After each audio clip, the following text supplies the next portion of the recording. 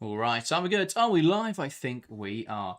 Hello and welcome back to Women's Football Chat Live. We are back with yet more Women's Champions League action as we're into the second legs of the quarter-final stages. We saw two teams progress last night. Now we're going to find our other two semi-finalists. And to kick things off, will it be Real Madrid or Barcelona to progress to the semi-finals? Well, Barcelona hold a very healthy 6-2 lead on aggregate after a drubbing away in Madrid last week. And now, with a sold-out Nou Camp awaiting, well, they just have to avoid losing by 5 goals in order to see themselves through. It feels like an absolutely impossible task, Harry, for Real Madrid. Is there any point in entertaining the opposite thoughts? You always have to, don't you? It's football at the end of the day. Anything can happen. We've seen some miraculous things happen before, and we've seen plenty of drama over the quarter-final stages of the Champions League so far. But it does feel like it would be slightly unrealistic to think Real Madrid have got a chance tonight. But let's see what happens in football. That's what Real Madrid have got to do. They've got to go out and believe they can pull off something ridiculously unheard of. But yeah, I think that they'll be frustrated with the performance in the first leg that's put them in this position. But Barcelona, incredibly strong. Second leg here, they should have no problems.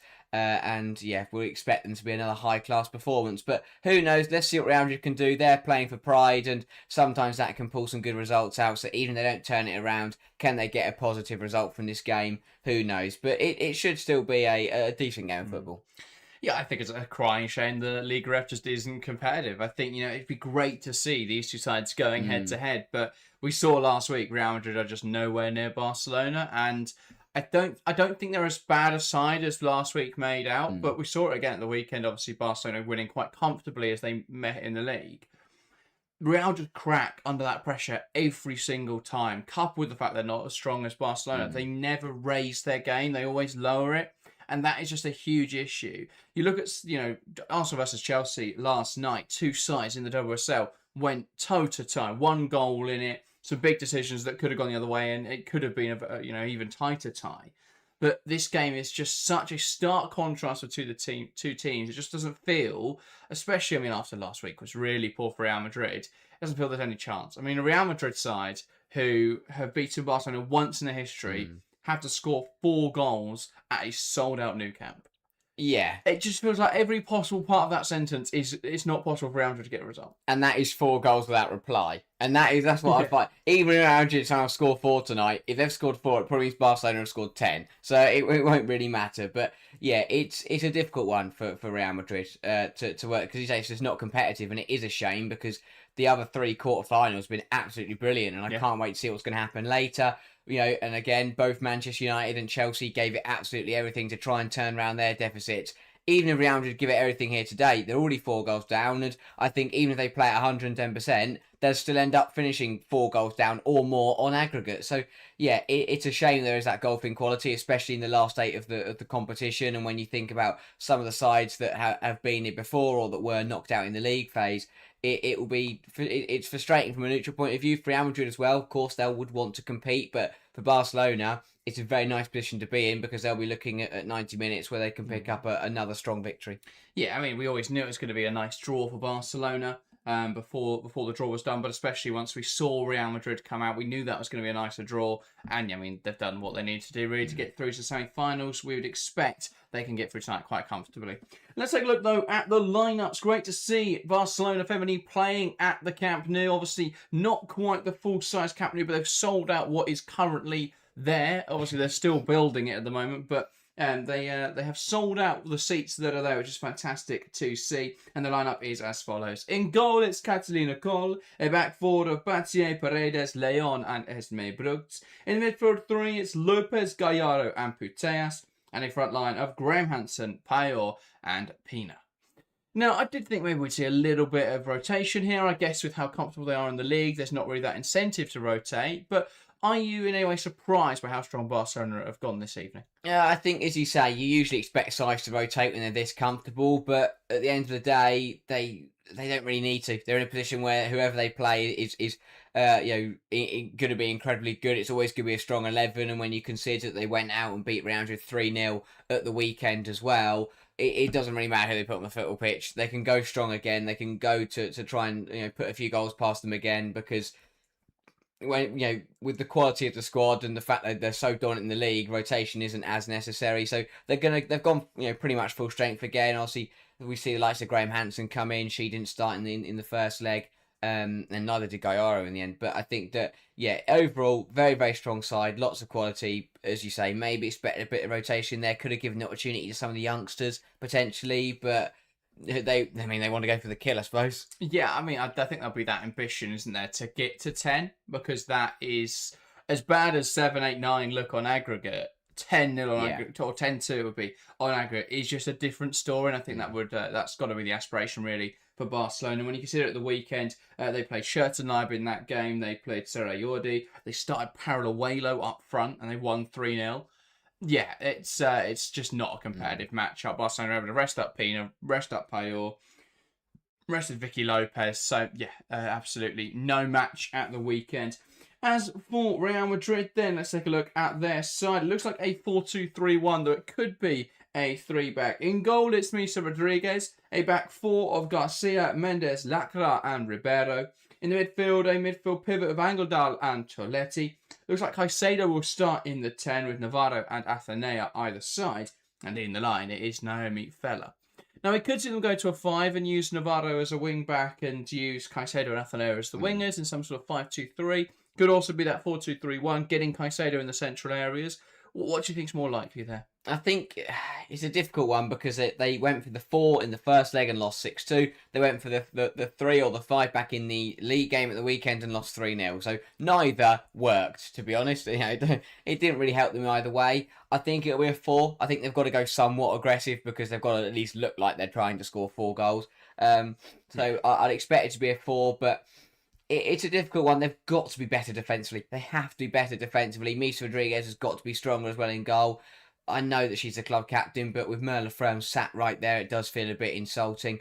But yeah, defensively, they've got to be more organised. They've got to be stronger because it was too easy for Barcelona in that first leg, and they cannot afford to fall apart like they did. I mean, last week, they were 2-0 down inside 12 minutes. That's not good enough. In any European tie, doesn't matter who you're playing, doesn't matter how good you are, you can't be 2-0 down in 12 minutes. That killed them off. Can't afford to do that today. And as I say, yes, it's going to be a mouth task to turn it around, but at least get a positive result. You're playing for pride. At least put in a better fight. You've now been smacked by Barcelona twice in several days. Now right some wrongs. Maybe try and get a draw. Only lose by a goal. Take some positives. So yeah, they've got to be stronger defensively. I thought Caicedo was a really bright spark, and obviously she still scored her brace even in the demolition last week, and she will look to cause more problems. So they've got to try and get her on the ball, get Athenea on the ball, but mainly got to be more compact defensively. You can't just allow Barcelona to walk through you and score as many as they want. Yeah, the only reason I think it could be a 5 is that I don't see why you take Caroline Weir out if it's going to be a 4-2-3-1. Or at least why you take her out without bringing in someone who's going to add that steal. Because they're starting with Angeldal and Toletti, which I think is great. And maybe maybe they do want to play Caicedo in that role, which case I have to wait and see. But I think they probably, if they were going to go 4-2-3-1, I think they would start Caroline Weir in this game, or bring in someone like a De Brit, someone like a Benison, and have more of a midfield 3. So I think it will be a 5-back today.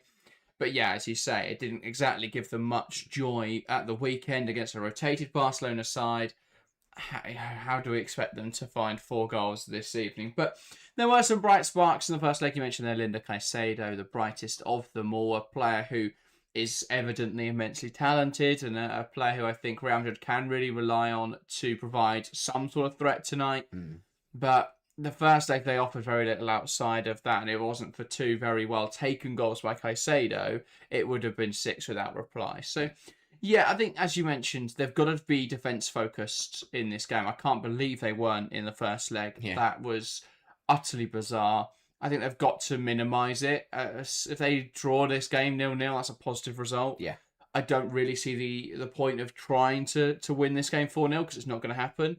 And I think it's much more likely if they try and play that way that Barcelona are going to get at least 4, probably more, and end up looking like an absolute drubbing, really. It already does, but it can get worse. Yeah. And I think Real Madrid have got to avoid that. Yeah, absolutely. I think that they will be frustrated. They didn't go for that more defensive-minded setup because, you take that result in the league. If the first leg had finished 3-0, that looks it's a goal less, but also looks much more positive.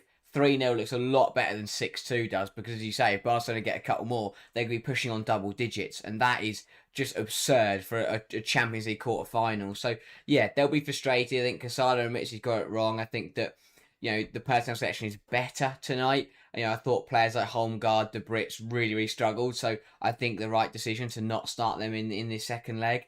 But the players have got to rise to the occasion. They've got to raise their game when you play Barcelona. Every side in the world has to. Real Madrid, no exception. They just seem to never do that. And even when they do, they still get, they still get turned over. So it is a difficult task, of course. But as you say, I think they've got to take the complexion of the tie out of it and just try and get a positive and result. They can take a bit of pride off this football pitch at the very least. And that's the problem, isn't it? It's a double-edged sword, because not only do Real Madrid not have the quality to match Barcelona in any position, but they don't seem to have the mentality. And you look at other leagues and you think, well, those top teams, they've got the high quality players, but there's some really good tacticians, there's some really hard working players at those other teams, and that's when you see those upsets. We just don't see that at all in the Liga F, and I think especially in this tie where Real Madrid know they can't match Barcelona for quality, but the fact that they don't try anything tactically that's different, the fact that they aren't able to really get themselves up for the game and disrupt Barcelona, be aggressive, be physical, I just think for me that's the real heart of the issue. Yeah. We don't expect them to go out and sign an entire 11 of players that are world class in the same window, but for there to not be seemingly any desire, ambition, or belief in that team, I think is where the shortcomings really come. Having says Barcelona already winning 6-1 aggregate, so it's impossible for Real Madrid to come back. It very much feels that way, but they've got to try and do something, at least to weather the storm and potentially give Barcelona something to think about. But both sets of players emerging now to the field, so let's dive into predictions ahead of this one. If you're watching along to the show, let us know your scoreline predictions in the live chat. We'll make sure to read through all of them ahead of kickoff. We're going to get things started here in the studio, and we'll start with yourself, Harry. What's your prediction for this El Clasico in the Champions League quarter-final second leg? Unsurprisingly, I'm going to back Barcelona to once again take quite a comfortable victory. I think it's a brilliant atmosphere at the Nou Camp, and usually you'd be saying that could make a big impact, but it doesn't really matter, with the tie as it is. But great to see the support, and I think the home fans will be treated to another strong display. I will say 4-1 Barcelona on the night, giving them a 10-3 aggregate victory. I will say a Puyol double, a Putellas goal, and one for Pina, and I think it'll be Linda Caicedo to get the consolation for Real Madrid. 4-1 on the night, 10-3 on aggregate, an obliteration really of a quarter-final. Yeah, that is a drubbing. I haven't given much thought to what I was going to say for a prediction. I'll say slightly more modest 3-0 win for Barcelona, 9-2 on aggregate. Still not great, but slightly less damaging perhaps than your... I mean, to be fair with your prediction, if Real Madrid have scored in both games, that's not too bad. But yeah, I just think they're going to be really strong this evening. I could see it being a lot worse than that. I thought Real Madrid were really poor. To be fair, I think they've been really poor in most of the games this competition, but particularly in that first leg against Barcelona, and leave themselves with an impossible task really this evening. In terms of goal scorers, I'm going to say a Claudia Pina hat-trick. A player who was so instrumental in their Champions League run to the final last year. And I don't think we've seen the best of her yet this Champions League campaign, but I think she'll really shine in today's game. I think there's going to be a fair amount of space on that right-hand side. If it is to be a 5-back, she's going to be running at Sheila Garcia either way, but if it is to be a 5-back, I just think that they could really struggle there, Real Madrid, to get the assignments right. That could just give a little bit more space for Pina to work with. Yeah, it's a difficult one. It always is when you play Barcelona, because you've got so many threats to shut down. But I think if you're Real Madrid, you've got to shut down some of them at the very least. Last week, everyone was getting in on it, but I also thought the goals they conceded were quite poor and were easily preventable. As you look at the second goal, where it's Misa Rodriguez parries it straight up, it hits the post and bounces through, and it's not dealt with. Goals like that have got to be dealt with. So they've got to get the basics right of Real Madrid. They've got to, as you say, those assignments are going to be crucial. But I just don't know if they can do it. We saw how last week that they do concede really sloppy goals, and to do that against Barcelona is very costly. Yeah, lots of errors. I think structural errors as well as individual errors. I think that Real Madrid team just isn't set up. I think there are personnel issues in there as well, and there were players who made individual mistakes, but there was very little bounce to midfield, and it feels like today we're going to see a similar story. I think Tilletti coming in definitely helps, and that will allow them to perhaps slow Barcelona a little bit more and make that midfield more of a battle. But I still think you'd probably want someone else in there with the same sort of work rate. I'd have probably, gone Athanasia and Caicedo out wide and brought someone else into that midfield, a Benison, a De Bruyne, just to make it more of a midfield three and really focus on trying to be defensively solid in there. Yeah, exactly that. But I think they've had set-up issues all season, really. So they have had some poor results in the Champions League, some poor results in the league as well. And I think that we can probably expect another one here tonight. Yeah, Esprit saying 5-1 Barca, Alex going 4-0 Barca, and Hermie saying 4-1 Barcelona. So very much predictions firm on Barcelona. And it is Barcelona to get us underway here at the Nou Camp.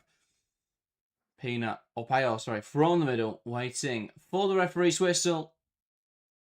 And does now get us underway in this matchup. It's Barcelona taking on Real Madrid, leading 6-2 on aggregate. Can they see it out in style, or will Real Madrid give them something to think about? The pass back to Catalina Cole, inviting the pressure early on, but they play out well to the left-hand side. Brooks knocked back. Putellas, now Leon. Good pressure from Navarro, but that does fall into the hands of Catalina Cole. Yeah, Barcelona just trying to invite Real Madrid in, trying to catch them out early. But Real, high turnover, an early goal just puts them into a decent position. Ball over the top here, and Yasmin's not dealt with it. Caroline Graham-Hansen winning it back. A strong challenge from Tilletti. And it spills out into Esme Brugts. Putellas, Brugts. One back in there well by Athanasia, and she skips away from the challenge of Brugts. Gallardo coming across and making the challenge, and it falls to Mape Leon. And now Lopez. Lovely turn, opening up the field of play.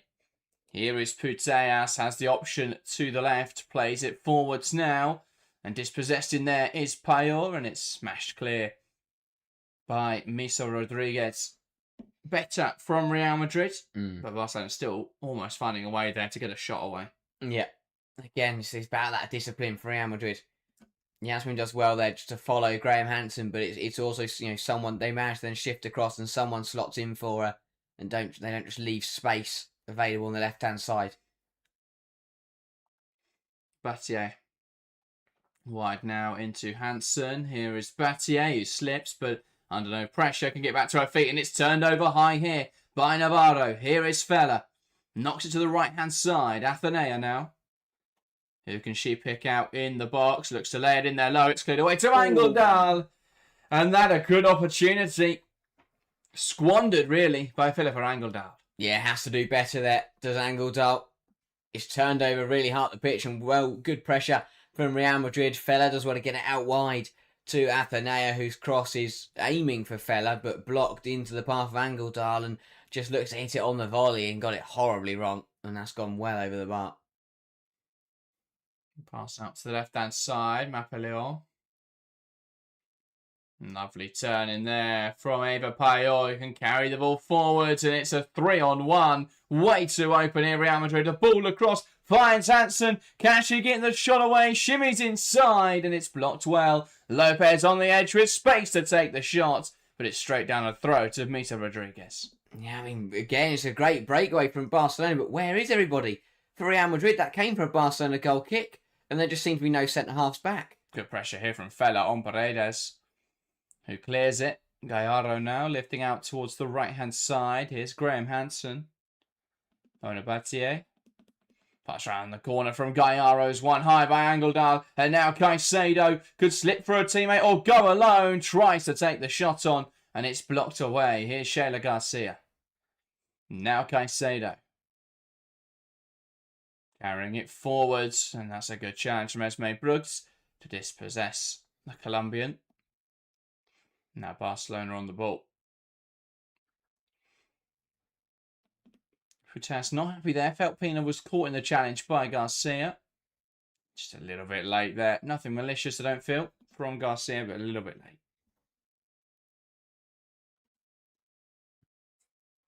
Futas switching the play. Cut out well by Yasmin.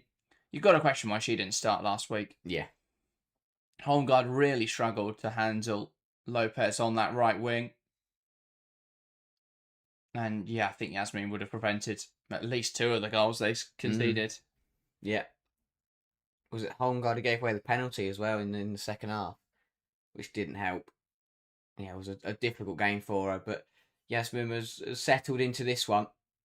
And yeah, as you say, she probably should have started the first leg. Mendes clipping the ball forwards, nodded on by Naomi Feller. Battier now to Paredes. And back to Catalina Kohl. Barcelona just slowing the ball. And now they'll build out from this position. Kohl still inviting the pressure. Does lift it out to the left-hand side. Brooks flicking over the head of Garcia, who can't get back in there. And Brooks now trying to release Payor. That's a great tackle from Lacra. And now Real Madrid coming forward. Athanasia trying to spin Leon, but spinning it out of play. Yeah, brilliant recovery tackle from Lacra, because Garcia had been spun in circles. But again, it's better from Real Madrid. Those kind of recovery tackles, that, the kind of defending, last line defending has been much stronger in the opening 5 minutes than it was last week. Indeed. Gallardo. Paredes into Vicky Lopez. Bate trying to go up the line, blocked away well by Navarro.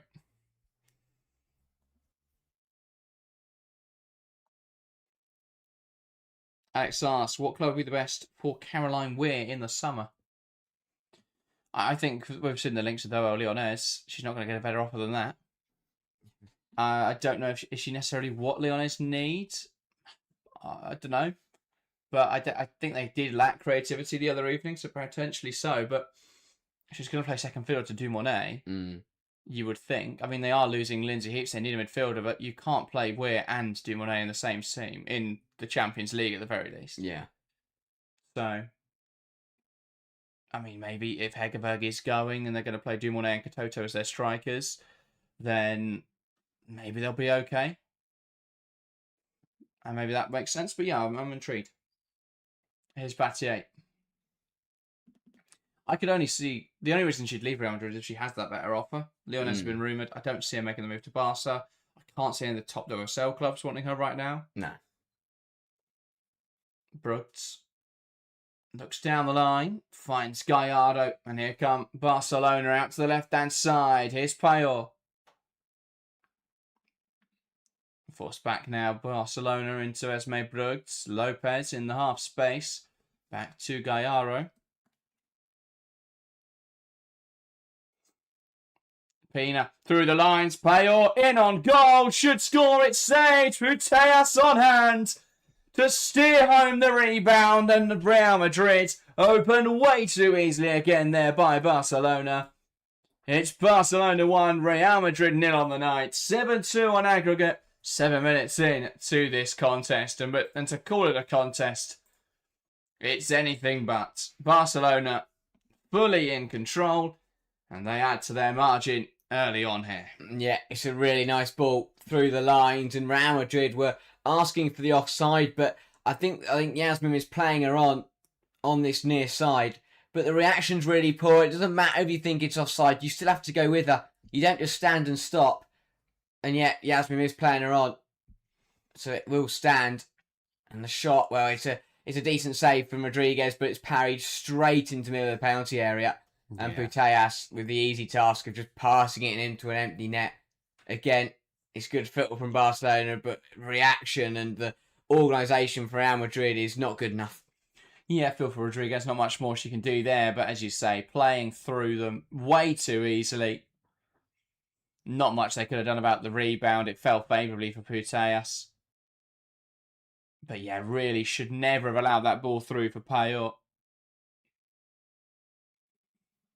Just so open defensively, Real Madrid. And then you can't stop just because you think somebody might be offside. You have to run with them, and then you ask questions later.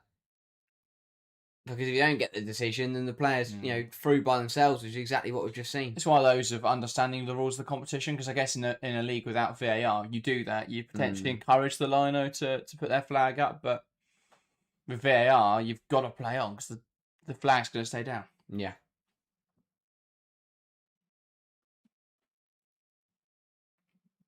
Throw in now on the far side for Barcelona. Brooks into the feet of Eva Payor. Now Claudia Pina lifts it inside to Puteas. This one back well in there by Philippa Angeldal. And now Real Madrid are playing to the left-hand side. Yasmin. And Caroline Graham-Hansen getting out to her quickly. Lovely footwork from Navarro. Here's Angeldal. Yasmin finding herself into trouble. Navarro back to Angeldal. Inside to Teletti. And Teletti will look to switch the play here. Finding a pass to the right-hand side. Garcia. Mendes. Now into Navarro in this midfield space. One back in there, though, by Patrick Gallardo. And here's a lovely combination between Pina and Payor. But Pina losing possession to Mendes, and Real Madrid's back now with Mita Rodriguez. Yeah, more frustration for Real Madrid. Barcelona now really starting to get ball down and play, but it took Barcelona 7 minutes to score last week, 8 minutes to score this week. Again, it's just not good enough. We've seen sides like Leuven last longer against Barcelona than Real Madrid have over the course of this season and in the Champions League. They've got to find a way to just hang on in there for longer. You don't give yourselves a chance in the game at all if you're going to concede in the first 10 minutes, which they have done in both the legs now. Indeed, Lacroix into Caicedo, who's peeled wide to receive. Now wants to carry inside. Force back to Philippa Angeldal. Garcia knocked off the ball by Brugts, and I think fairly considered a foul there by Stephanie Frappart. Yeah, better from Garcia. Too many times she's either been too weak or, done something silly, but just a bit too aggressive there from Brugts. And a free kick now for Real Madrid, and they'll look to try and progress the ball forwards. Okay, a fella dropping deep to receive. It's a heavy touch in a congested area. Was always going to lose out. Lopez. Brugts. Pina. Now Lopez. That's smart there from fella to drop in, but I think she's got to keep that tighter in such an area where you've got 4 Barcelona players. They're like sharks, and as soon as that heavy touch comes, that's the blood, and they're on the scene immediately. Brooks cuts it back. Payor takes touch and then takes aim, and it's blocked. There is Caroline Graham-Hansen twisting away from Yasmin, lifts it in there, headed away well by Myla Lacroix. And now Navarro with nowhere to go, running it out for a Barcelona throw. It must be difficult for Navarro to go from playing right back to playing left wing. 2 very different roles in this team. Seemingly the same defensive responsibilities, though, for Real Madrid. Caroline Graham-Hansen cuts it back. Payor, that's blocked. Falls now for Puteas. And now Pina, who just about created the space for the shot, but fires wide. Yeah, should do better there. Claudia Pina. It's good football from Barcelona, and they work it well again. The deflection falling straight back to a Barcelona player, and Puteas feeds it nicely into Pina, who just snatches at the shot a little bit and will be disappointed that she didn't find the target.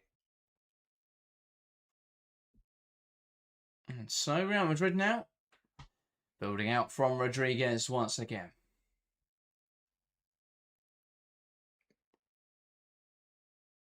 Rodriguez launching towards the right-hand side, headed away well by Gallardo. Garcia gets up to it. Gallardo seeing it out for a Barcelona throw. Brugts back to Leon. Battier.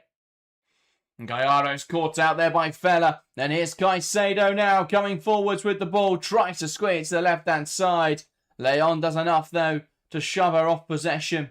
Lopez picking up as the pass goes astray. Lovely combination there between Lopez and Putellas. Now back towards Alexia Putellas. And Angeldal trying to slow her down, halt her in her tracks. Barca still coming forwards though. Lopez now to Hansen. Trying to go down the line, lifts it back in there and through. And well, Barcelona had players making runs into the area, but Hansen couldn't quite pick any of them out. Yeah, again, it's just, it looks so easy and so effortless for them every time they come forwards. It's really good stuff from Putellas under the challenge to still find the pass. But yeah, Graham Hansen is a nice cutback, but this ball is in the one area where there isn't anyone on rushing for Barcelona and just runs out for the goal kick. Ball sent long, head away by Gallardo. Now Putellas, Lopez. Squeeze it wide to Pina, who carries inside. Lopez. Wide now to Putellas. Towards the back post, looking for Caroline Graham Hansen, who heads home emphatically. And this really is starting to look silly if it wasn't already for Real Madrid. Barcelona 2, Real Madrid 0. Lovely football down the left-hand side. Beautiful combination play. And the dink ball perfectly weighted for Caroline Graham Hansen. And all she had to do was nod it over the goal line. 8-2 on aggregate. You hate to see it. Yeah. Ridiculously good from Barcelona again, and Real Madrid are falling apart. It's really nice football. And again, it's all comes from Real Madrid's goal kick. Barcelona turn it over, move it nicely. And yeah, on rushing Graham Hansen up against Yasmin would start the game pretty decently, but just, you can't allow Graham Hansen to get the wrong side of you there.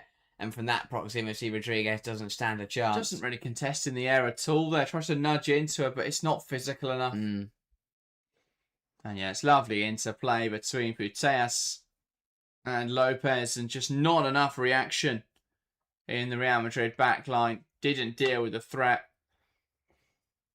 Too easy for Hansen in the air. And again, we talk about having a good start. We talk about being defensively solid to start the game.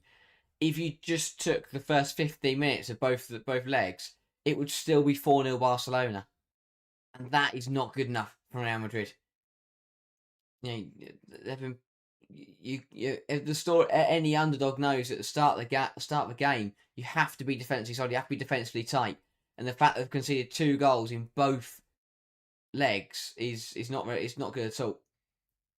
Teletti here's been booked. Early yellow card hit. Just letting her frustration out there. Yeah, the follow through came. It wasn't a good tackle, and then a bit of afterwards between everybody in the end. But yeah, it's not a nice one. Yeah, just misses the ball, goes too high, catches Payor in the ankle.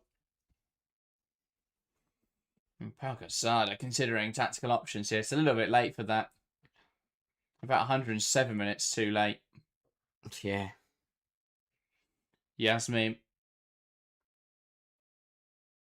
Teletti into Caicedo. Does well there to wriggle herself out of trouble. And pass wide from Angeldal is over here. And out for a Barcelona throw-in.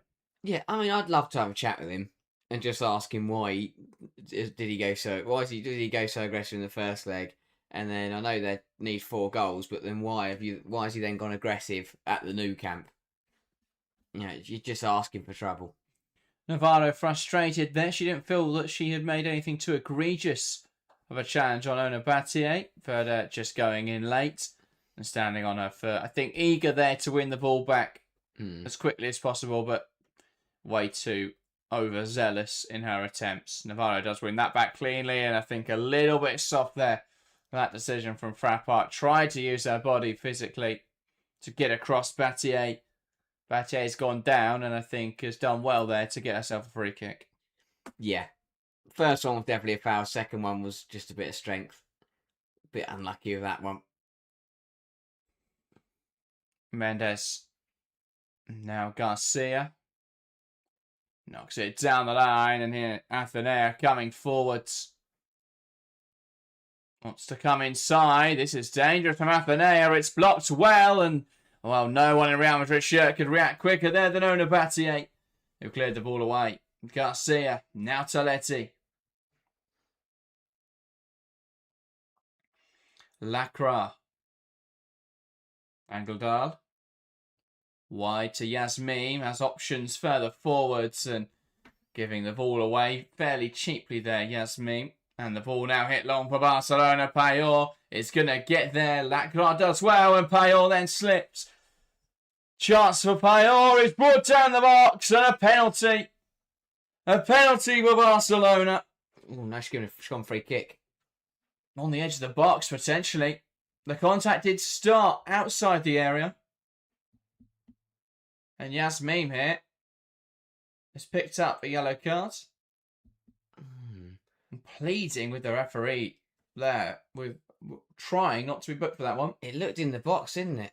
Oh no, that's a great decision. Great decision from Stephanie Frappart. The contact comes just outside. Payol falls into the area. Great decision from Frappart. Yeah, that's incredibly good.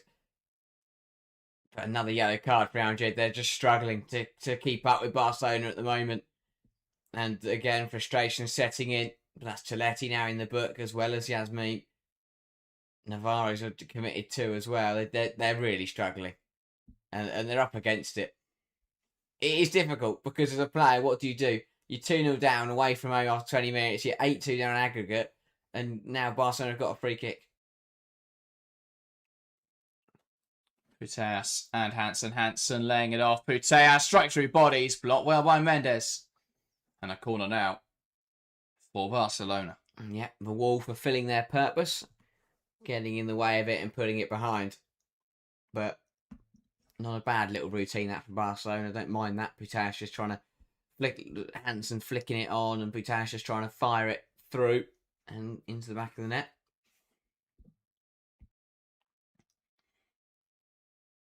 Another corner then for Barcelona.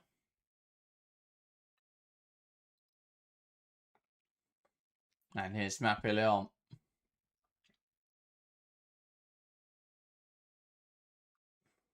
Ball in, and it's flicked goalwards. Rodriguez punching away. Flicked back towards the goal there wildly by Paredes. And over the bar. Yeah, got to be more convincing there from Rodriguez. Has to catch this. No need whatsoever to punch that football. No. Under no pressure, just needed to come out and catch it. Instead, punched it back into danger. And although it was a bit audacious from Paredes, we've seen those come off. You've got to catch Barcelona in those moments where they've got players high at the corner. It's a transitional moment. That's a chance for Real Madrid to attack Barcelona when they're not settled in a defensive shape. That's the best opportunity they're going to get. She's got to claim it, release it quickly, and look to take advantage of that.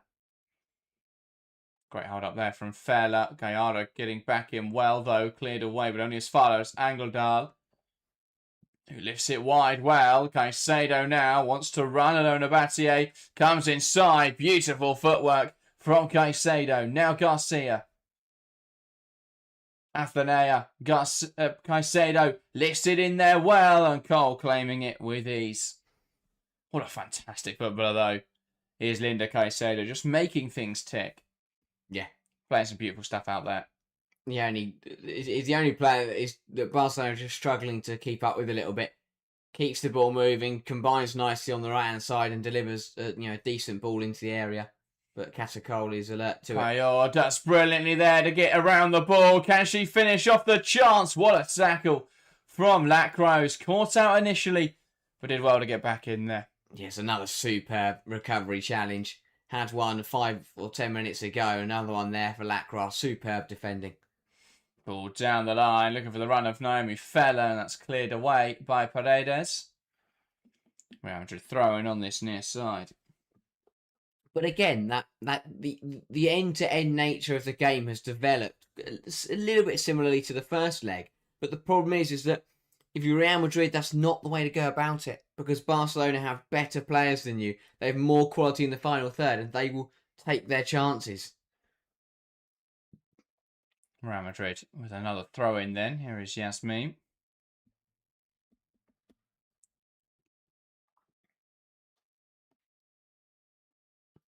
As me looking down the line, nothing really on at the moment. That's now playing to the feet of Naomi Feller, who loses possession.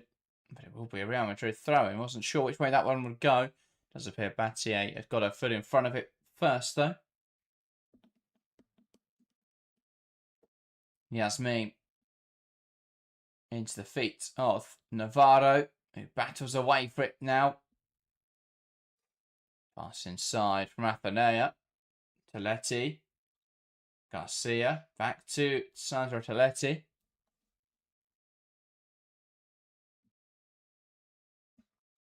And now Mendes trying to play it forwards. And Lopez being forced backwards.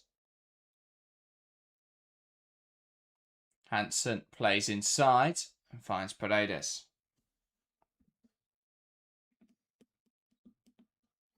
Yeah, again, it's just controlled. It's dictated nicely by Barcelona. Gallardo. And now Pina. Battier. Here's Paredes.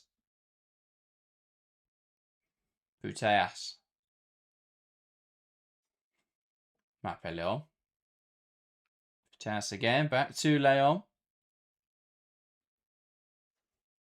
Back across to Paredes. Pina to Hansen. Hansen pokes it back to Paredes. Paredes feeding the left-hand side. Here's Esme Bruggs.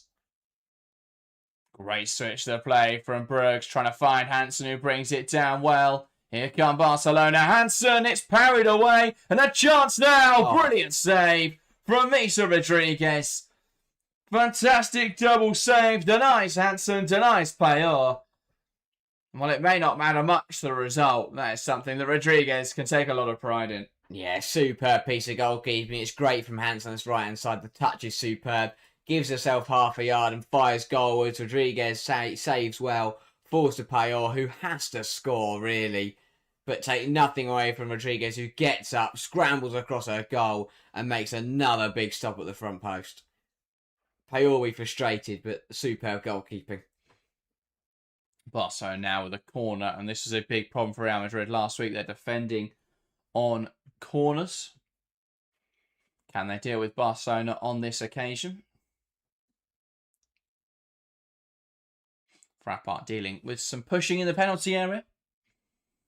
Now ball delivered in towards the back post, and Paredes unmarked, heading home for Barcelona. It's just so easy. Once again on the corner, Paredes in acres.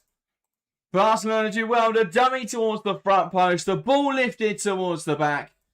And no one able to match Paredes in the air for a second consecutive match.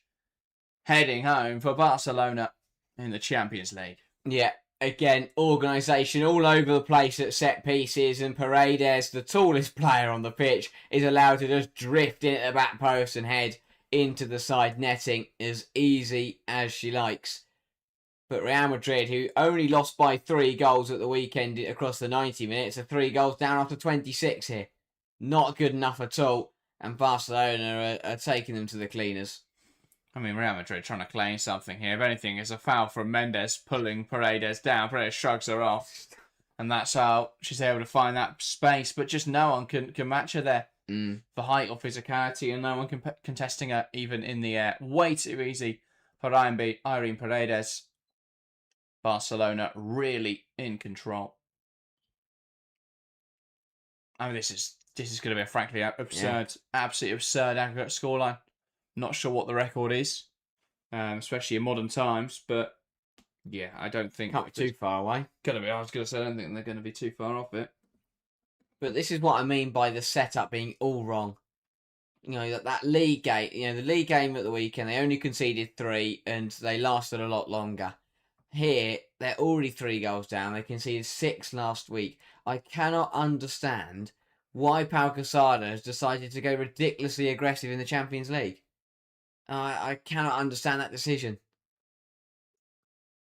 Because they're never going to outscore Barcelona in an aggressive or end-to-end game. And the new camp are loving it because this is a perfect start for them. And well, when you're 9-2 up on aggregate against your domestic rivals, what a position to be in. It's a position that no fan ever expects to find themselves in.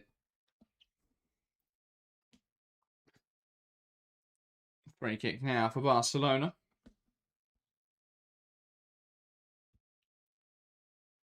Bit more pushing and shoving going on the penalty area. It's all Real Madrid can do at the moment. Another set piece, though. They've got to do this one better. And the ball in from Mapeleon towards the back post. Headed down. There's a cluster of bodies in there, but it is cleared away by Real Madrid and knocked down the line looking for Caicedo, who takes in her stride well here, Linda Caicedo, on the touchline. Driving the ball forwards, knocking it down the line. Here's Yasmin.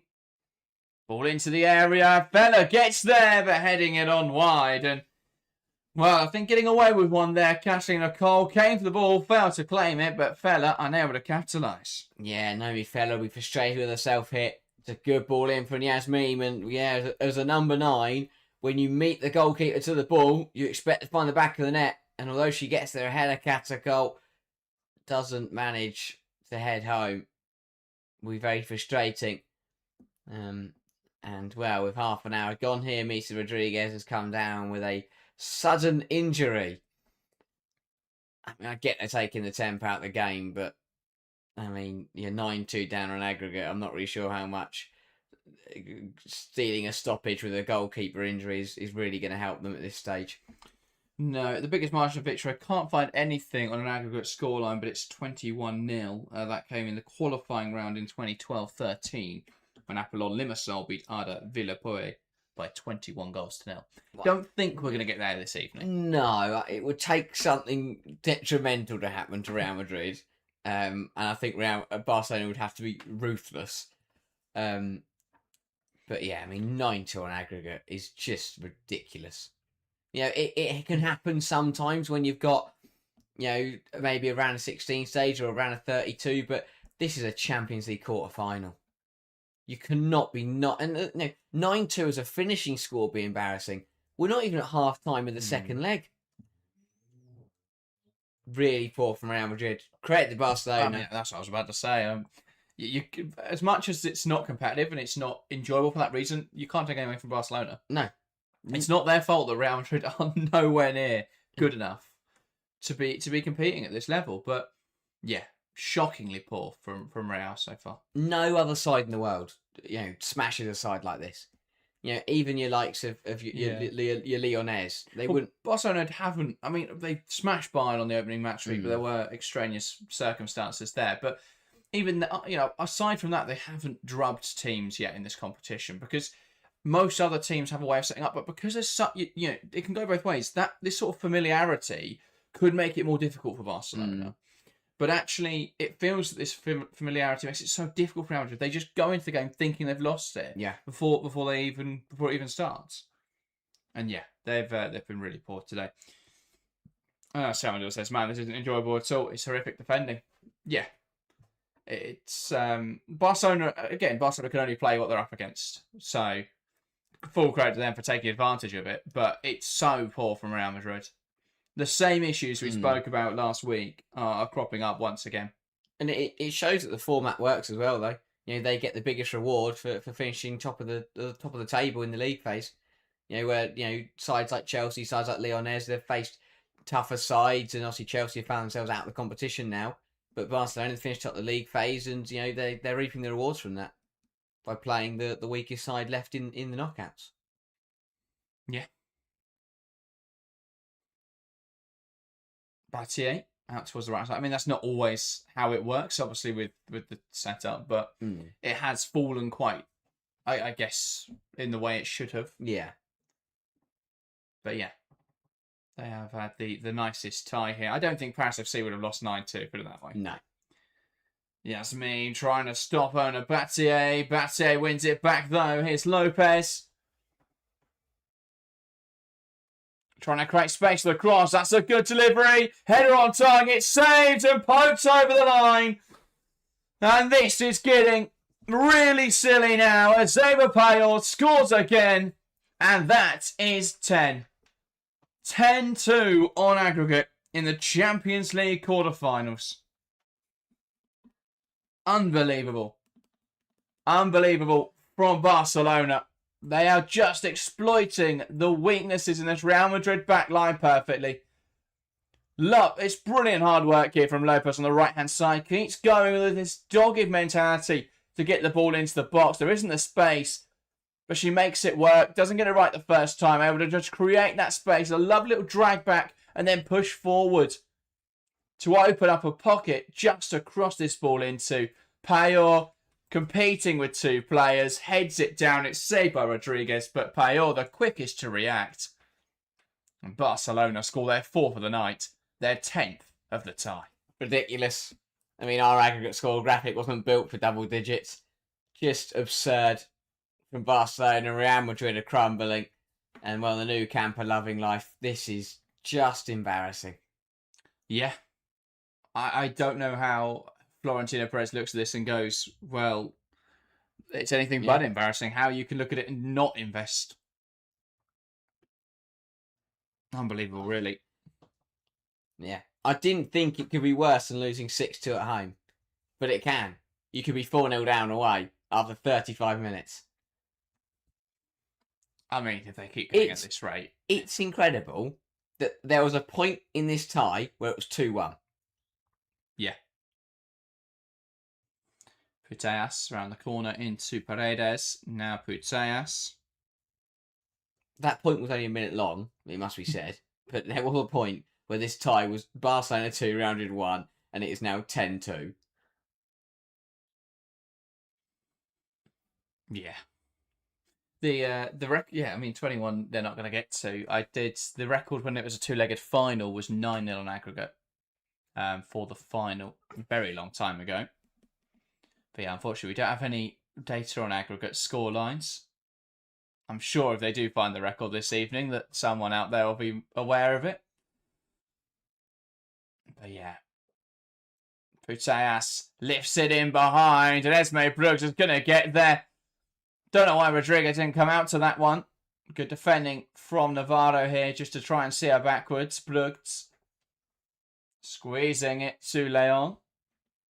And now Gallardo pokes it inside. Putellas, Gallardo, Putellas, a heavy touch. A lovely move from Barcelona. Couldn't quite cap it off. Incredible. Shame it was ruined by the touch. Caroline Graham-Hansen plays it inside. Putellas. Brilliant work from Naomi Feller. And now Real Madrid will play out. Lovely drop of the shoulder from Athenea. Feller, Caicedo carrying to the right-hand side. Trying to find support, but it's not forthcoming.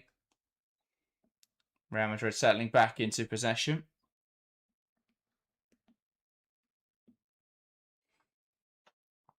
Lacra.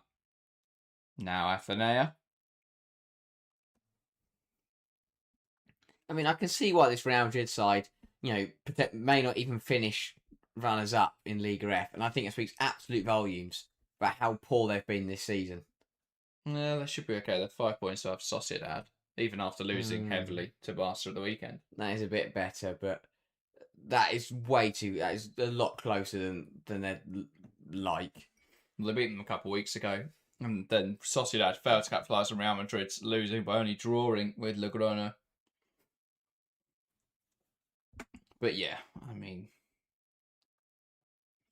it's a 13-point lead that Barcelona have.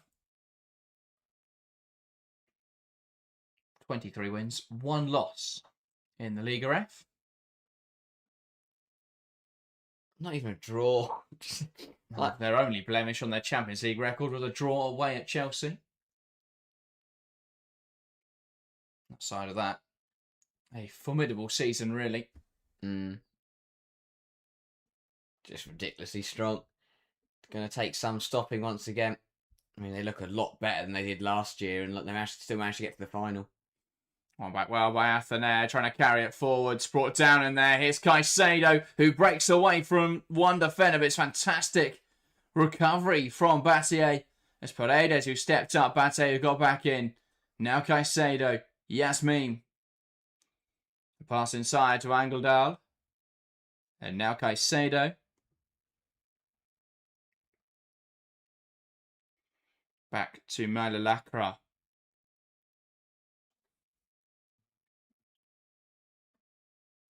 Mendes. Ball through the lines. Here is Naomi Feller. And now Toletti across the box looking for Caicedo. Cuts it back in Athenea. Poking it around the post. And even at this moment where a goal won't matter that much, they can't quite find it. It's another really good chance for Real Madrid. And that's the thing, is that they're falling down the 10 to an aggregate, but they could have had 2 goals tonight now. Feller with a glorious chance from the header, and again this one is put on a plate for Athenea by Caicedo, and Athenea still manages to prod it past the post. I mean, that is just... It doesn't matter how bad you are, that has to go. It doesn't matter. I don't know what to say anymore for Real Madrid. Yeah. I mean, how is that not in the goal? They're pushing forwards now to try and get a goal. And they've been pushing forwards all game, but it's just left them so open. And even when they get chances like that, they can't take them. But yeah, Carol saying Barcelona has a score of 106-6 in the league. Yes, only 6 goals conceded in the Liga F, and they've notched up 106, and we still haven't finished the season. But yeah, people have asked in the past why we haven't covered the Liga F. That is why. I mean, every match week we like this. Here is Brooks. Knocks it into the box. Mendes gets in front of it and blocks it. And that falls to Misa Rodriguez. I have to say, the games have played with a tempo, which has been quite nice. Because these games can be quite drawn out, but Barcelona, they want more. They keep pushing, and the game is being played at a decent pace. No, I agree. It's not how Real Madrid should have gone into this time. No, not at all. How they approached the first leg. No, they got it all wrong. They played in both games perfectly into Barcelona's hands. Barcelona want to play at this pace. Yeah. They want to move the ball quickly. They want to pull you apart. You've got to slow it down. Look how Arsenal played in the Champions League final last year. They made it difficult. Sometimes teams can match them fairly well. I thought Chelsea's performance at the Bridge, that was a case of earlier this season, was a case of a side being able to match them fairly well. But even then, it was much more defensive than Chelsea's usual level of performance. But we're seeing it here. We saw it last year. Chelsea played Barcelona in the semi-finals. I think Bob Pastore got the decisions massively wrong in both those games to try and play to that Barcelona level. The fact that Real Madrid have done it and they're nowhere near the quality of some of those sides I mentioned, it is unbelievable. Hansen heading wide, but another chance for Barcelona. But what makes it even more confusing to me is that they showed in the league game at the weekend how to do it properly. They went more defensive, they played a 5, and they only lost 3-0. If they'd lost 3-0 in both legs, this would be a 6-0 aggregate score, and it wouldn't be 10-2. So I can't understand why he thought, why Pau Gasol went, let's play defensive and be solid in the league, but just go gun-ho and all out in the Champions League. Well, to be fair, they only lost 3-0 to a side that was heavily rotated for Barcelona. I mean, it was their full-strength back line, but they rotated a lot of their front line. Yeah. So it's a different animal, different beast. William Barrett wants to stream. Great commentary from you guys. Appreciate that. Says, I'm afraid Barcelona are a totally different animal. The only way to beat them is to be physical as well as break Barca's rhythm with a stop-start game. Absolutely. You've got to be disciplined. You've got to be very narrow, compact. You've got to cut space out central areas. Look at how they're playing right now, Barcelona. Pulling apart Real Madrid, finding pockets of space everywhere on the pitch. Brooks carrying inside unopposed. Here's Battier. Now Hansen. Now to Lopez. And a pass back now to Paredes. There is so much license for the players to express themselves in this system. Hansen now out wide to Battier. Inside to Hansen, who now cuts it back, and Angeldal gets it clear. Gallardo. Now Lopez.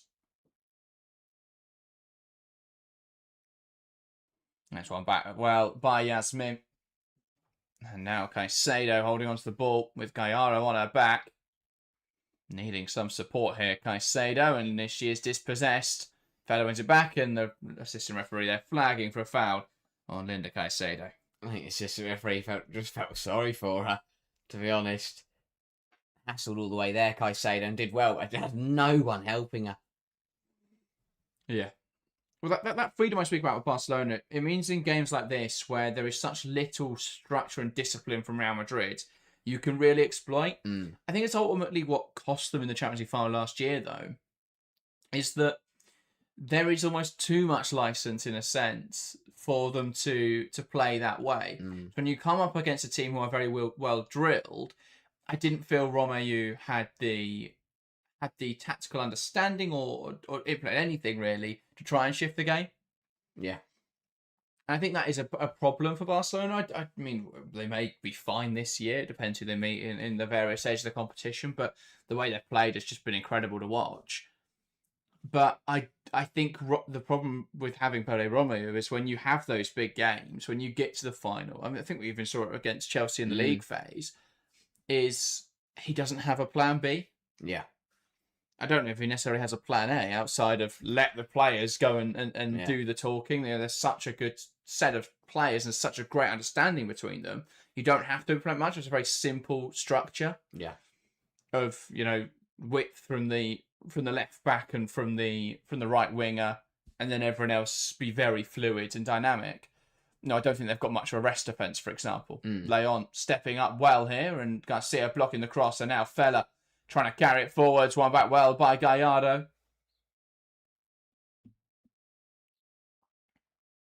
Putellas.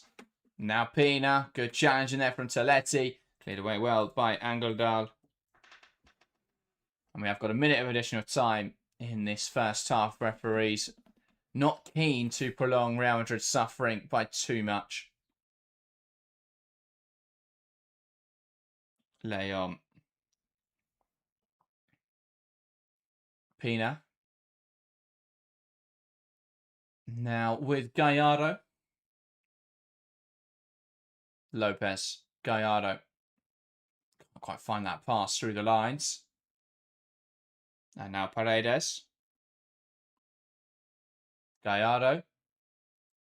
Pina. And Esme Brooks back to Leon. Gallardo. Out to the left-hand side. Ball in from Payor. It's headed away. And now Real Madrid trying to play out Yasmin.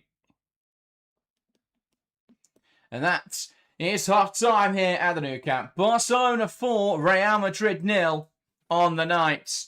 Barcelona 10, Real Madrid 2 on aggregate. A commanding performance from Barcelona there. Goals from Putellas, Graham, Hansen, Paredes and Payor give them a very substantial lead going into the break. And Real Madrid now would need 9 goals in the second half to turn it around. Barcelona have only conceded 8 domestic sides across Liga F and the Champions League this season. So, yeah, I mean, it's tie over, isn't it? We know it before kick-off, but it definitely is now. Yeah, just absurd from Barcelona. Pure class above the rest. Real Madrid cannot lay a finger on them, and they are in full flow. Not very often that you see a side so comfortable on aggregate come into the second leg and continue to blow the opposition out of the water, but they're being ruthless, and that is why they've won this title on numerous occasions, because they've got that cutthroat ability to just put teams to the sword, even when it doesn't matter. But they're not letting up. They've been absolutely relentless, and Real Madrid just cannot cope with it. Of course, Real Madrid have been poor. Pau Gasol's got the setup completely wrong once again, but massive credit to Barcelona because they've taken full advantage, and once again they are steamrolling their way into the semis. Yeah, it's fairly incredible, isn't it, to watch? It's been so dominant from Barcelona. I think they exploit the space so effectively. I think that the dynamism and fluidity in midfield is so impressive to watch. And yeah, I very much expect the second half to continue in a similar vein, but they're so good at stretching with the width with Brugge and Hansen, and Real Madrid can't deal with those players. And when they do try to get out to them, it just leaves space in the midfield for Barcelona to really strut their stuff. And yeah, I think they're just, again, we speak a lot this season about, with Manchester City in the WSL, about how they've got so many routes to goal. Barcelona have the same situation because set pieces, well, no one seemingly knows how to mark at set pieces for Real Madrid, which isn't helping, but particularly with regard to Paredes, who is such a phenom, really, from those sort of situations. So they're so strong on set pieces. So even in those dodgy games, they're finding opportunities. But they're also they're so good at creating chances on the edge of the box, so good at pulling space and manipulating space, so good at getting the ball wide and crossing it in, and then they've got threats in the air, or they've got threats making back post runs. I mean, ultimately, of course, it all comes with the caveat this tie that Real Madrid defensively have been absolutely abysmal. Just, are we back? Have we stayed on the stream page? Yes, we have, I think, just about. Apologies for that brief intermission to the show, having a slight issue with connection, but I think we are back now, so apologies for that. Hopefully, a few people have stayed here. But we are back now. Apologies for that brief stoppage to the show. We'll get back into our half-time analysis of the game. But yeah, I mean, we were saying one-way traffic before it crashed. I asked you, one-way traffic really for Barcelona. Yeah, it's just been ridiculous that they've been all over him. I think that it's that work rate, it's that effort that is matching. A couple of goals tonight have purely come from rebounds. Same with the first leg. People following in, people making those runs beyond, and it just makes things a lot easier for them because there's shots that are saved by Rodriguez, and because it's a Barcelona player reacting first, rather than it being a wasted chance, it turns into a goal because Real Madrid aren't reacting quicker. If their defenders are reacting quicker, then that's 2 or 3 goals that they could have prevented across the 2 legs, and suddenly it looks like a much less scoreline. Suddenly they're only 1 or 2 goals down. So that's the biggest problem, is that even when Rodriguez is making saves to keep things out, the rebounds are just being put home. I mean, that is basics of defending from Real Madrid. You follow in on your goalkeeper to make sure you get there first, because you know that as a striker, players like Putellas, players like Puyol, that's their job, to follow in. When someone like Graham Hansen has a shot, Puyol's quickest to get to the ball, because that's their job as a striker. As a defender, you've got to anticipate that. But I mean, of course, there's been some really good goals, but as you say, goals from set pieces, goals from rebounds, they are easily preventable if you're from Real Madrid's point of view, and it'll be incredibly frustrating that the amount of quite silly goals that they've conceded. But it all comes from how high that line is, and I understand Real Madrid's ambition and desire to match Barcelona, really, to be at that same level, but it's either enforced from the higher ups, or Pau Casada is completely incompetent. Yeah. Because how can you go into this game? And I know the squad isn't necessarily set up to play defensively. You haven't really got the steel you'd want in midfield. Your back line's pretty weak. And, no one's debating that in every position they're worse than Barcelona. But surely you'd be much, you drop that line. You be disciplined. You focus on the defensive structure. And you use the fact that actually you've got some great transitional threat in your front three. And maybe it looks a little bit different if you're playing maybe a 4-4-2 or something like that to get the most out of possession shape. But you've got transitional threat from certain individuals, so you can play in a way that plays to your strengths and perhaps minimises your weaknesses. But instead, it just feels Real Madrid are just playing into Barcelona's hands. Yeah, Barcelona want to play against a side who are going to push the line high because it gives them space to attack into. So what Real Madrid are doing? They're playing the highest line I've seen a team playing in the Champions League this season. Way too aggressive in this game. Way too aggressive in both legs. And I think that relies, unless that's a call from the higher-ups, that the sole responsibility for that lies on the shoulders of Pau Casada. Because, yeah, we can look at some individual errors in there. But ultimately, you're asking this side to limit Barcelona, who are flooding forwards. And there is so much space in behind Real Madrid. I mean, look at how high the line is even in these kind of phases. No wonder Puyol's able to make this run in behind and get that shot away. And then suddenly you've got players flooding into penalty area, and Real Madrid can't drop back quick enough. Yeah. And it's been constant in this first half. Way too open for Real Madrid. Barcelona exploiting that space, particularly in behind the back line, really effectively. Yeah. It's so easy, and I think that again, that first goal is a perfect demonstration of everything that is wrong with what Real Madrid are doing there. Puyol gets in behind the high line and the lack of organisation, and she's played on by Yasmin. And then the Real Madrid players, they don't react. They appeal for offside and don't get back in. They allow Puyol to have a free shot on goal. And even when it's saved by Rodriguez, because Real Madrid haven't bothered to get back in, it means that Putas is the first to follow up and has an open goal to aim at. If Real Madrid followed in there, not only could they got back in to stop Puyol shooting, but even if they'd got back in and let Puyol shoot, they'd have been the ones to get to the rebound first. But instead they don't. And it's that effort, it's that reaction, it's the pace that Barcelona are just miles ahead of them at the moment. And yeah, that high line is just criminal. Yeah, 2 aerials so far. I don't see how you can allow that to happen. No.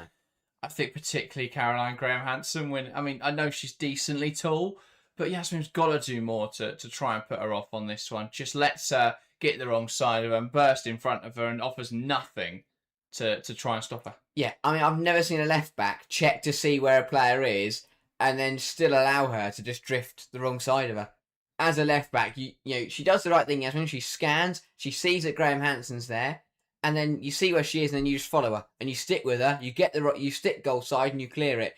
Instead, she looks to see where she is, but remains flat-footed, doesn't move. Graham Hansen sneaks in there and beats her to the ball, and suddenly it's 2-0. And I think that Yasmin had a really positive first kind of 5-10 minutes, but is already on a yellow card, should have done better for that second goal, and has struggled really since then. Yeah, they were a little bit more set in, weren't they, Real Madrid, just for the first 5 minutes, and it did feel that they were getting the upside of that, and then Barcelona moved all backwards and Real Madrid chased them wildly, and it opened up all that space, and they just kept going in the same vein. I mean, again, I don't see what Quesada is doing. Personally, I doubt the higher-ups care enough for Real, probably just a desperation call for the manager. In that case, Pau Quesada shouldn't have a job tomorrow. After the game. Sack him now. Like, I don't see how you get it more wrong over a 2-legged tie than what we've watched over there. And I can't see how it'd be worse with any other manager. So, I can't see how Pau Quesada's got any claim for a job next season. I think Real Madrid are fairly fortunate to be second in the league. I think Sociedad have actually done pretty well this season. But I think Quesada should go in that case. But I wouldn't be surprised. I know you say, the Real Madrid don't care about the women's team, Phil, and I agree. I don't think the higher-ups do. But very much, it could be very much a call of, when we play when you sign that contract, someone from the higher-ups have got to talk to you. And they go, when you play Barcelona, we want to match them. We want to play the same way. We're going to beat that team.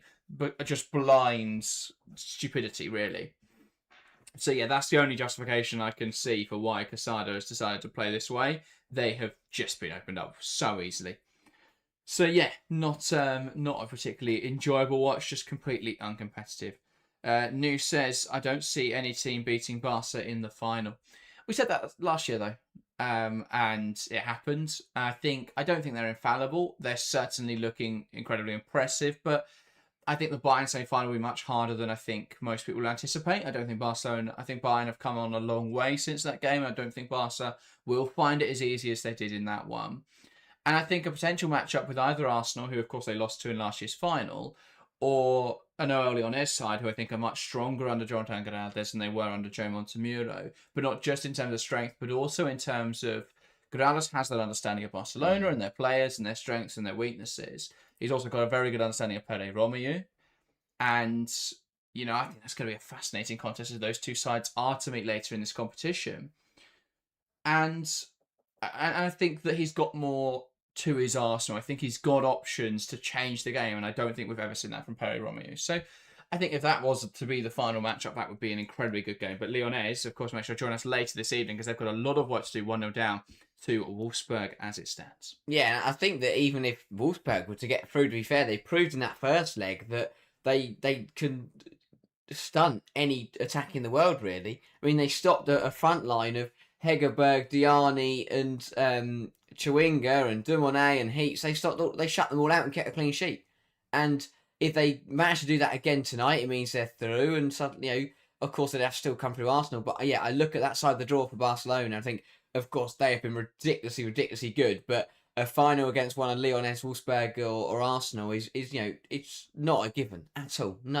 Will be a very, very difficult task. But they're looking strong and definitely on a very strong path. I think that, they're through. Let's be honest, they're in that semi-final, and I think Bayern will make it more competitive, as you say. But whether they can do enough to stop them may be a bit of a stretch. But we'll have to wait and see. But yeah, it's just I think that they will come up against some tougher tests in the last four and in the final, and it'll be, of course, they've got the quality to handle them, and fair enough, they can absolutely do that. But it'll be interesting to see how they do unfold. Jacob says Bayern will give them a game. Yeah, I think they will. I think they'll be a lot closer.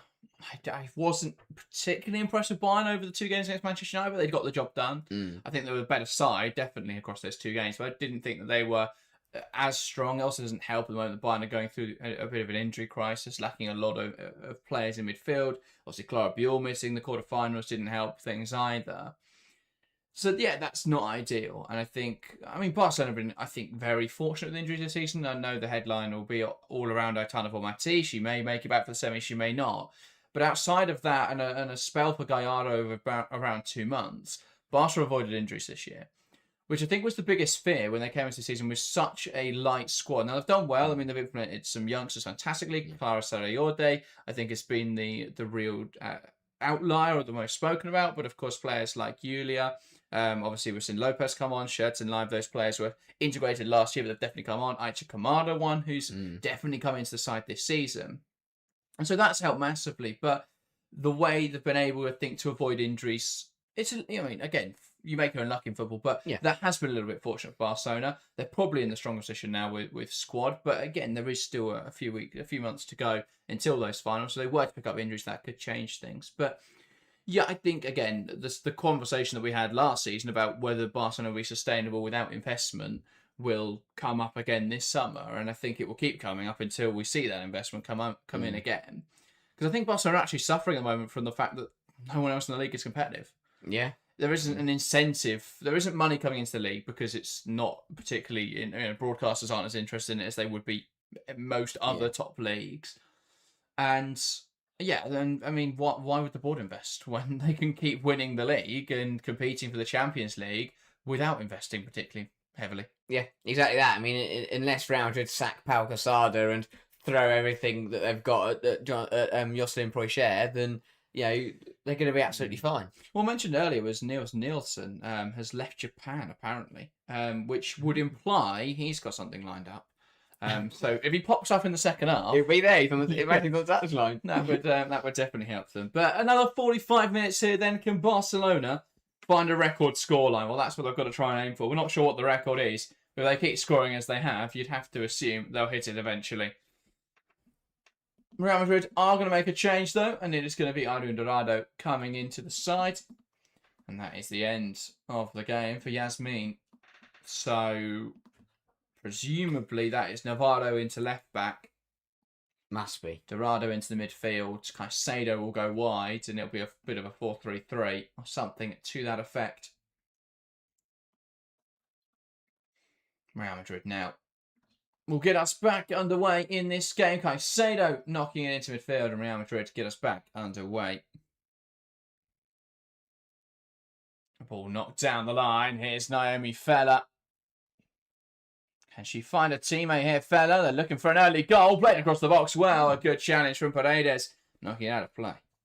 Yeah, I'm sure a bit of heart and mouth moment there for, well, probably not saying they're 4-0 up, but Paredes just about poking at the right side of her own goal post. Not a bad ball across the box, and narrowly nearly end up poking into her own net there, Paredes, but a fast start from Real Madrid, who may be looking to complete the 8-goal comeback in this second half. Take us extra time. They'd still lose. Ball in from Athenea, well dealt with by Catalina Cole, and Lopez knocking it on, and here come Barcelona. Hansen going backwards though, perhaps choosing to conserve. Not really needing another goal in this game. There was space to break into. Hansen choosing not to break into it. Lopez. Paredes into Putellas. And now Brugts. Knocks it back to Putellas. Now Leon. And across to Paredes. Gallardo. Paredes. Now Putellas. Pina. Putellas. Here is Leon. Pass inside to Pina. Leon poked forwards, and Garcia gets there and steers it out of play. Yeah, we're very intrigued to see how both sides approach this second half.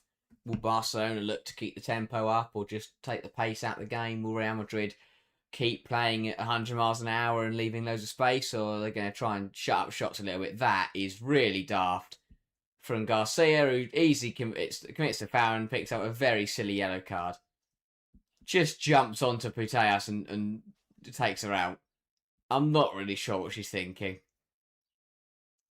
And Putellas just bounced it off her, but Putellas already played the pass.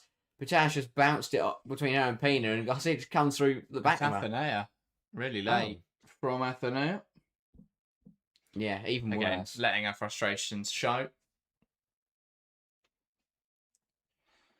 And I mean, you've got to think of players like Athenea. I know Caicedo's just signed a new contract, but what is the incentive for them to stay? Yeah. Free kick now for Barcelona. Pina runs over it. Leon now lifts it in there, headed on and headed wide by Gallardo. Again, another set piece where it's a Barcelona player making first contact. Luckily, though, for Real Madrid, Gallardo just ends up skimming it off the top of her head and going out for a goal kick. Great ball in, though, from Leon. Not quite converted. Mendes into Garcia. Down the line to Athenea. And a good challenge from Esme Brooks. Real Madrid now with the throw. They try and take some liberty there with where it's gone out of play, but that's not going to be allowed to stand by. Frappart throwing will be slightly further back. Garcia. Athenea back to Garcia. And it's one high here by Barcelona. Putellas. Now Payot takes aim. Charged down well. Real Madrid recover possession. Here's Caicedo. Trying to carry the ball forwards. Brilliant work from Linda Caicedo. And now Angeldal, and that's a strong challenge from Lopez. Caicedo can't quite hold on to it.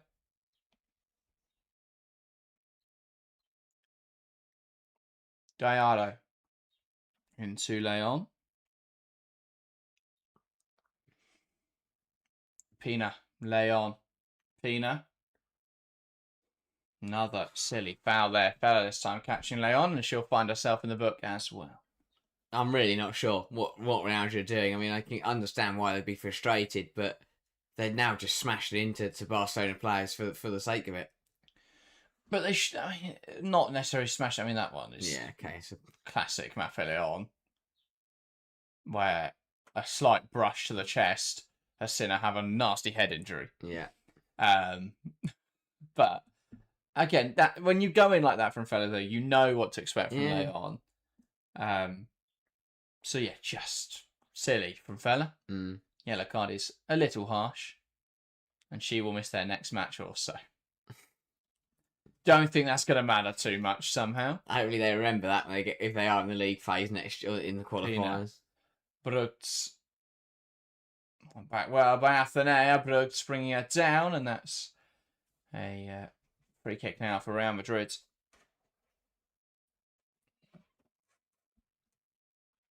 Yeah, again, good turn from Athenea. And just as she looks to go away, Brooks with a slight pull.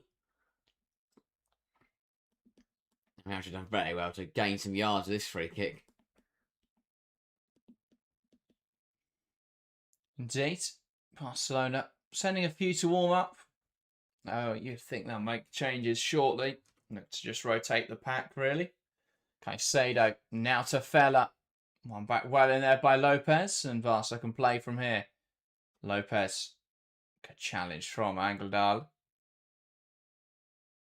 And now Putellas. Here's Pina. Cut out well. Gallardo. Battier, and that's blocked and falls back now to Paredes.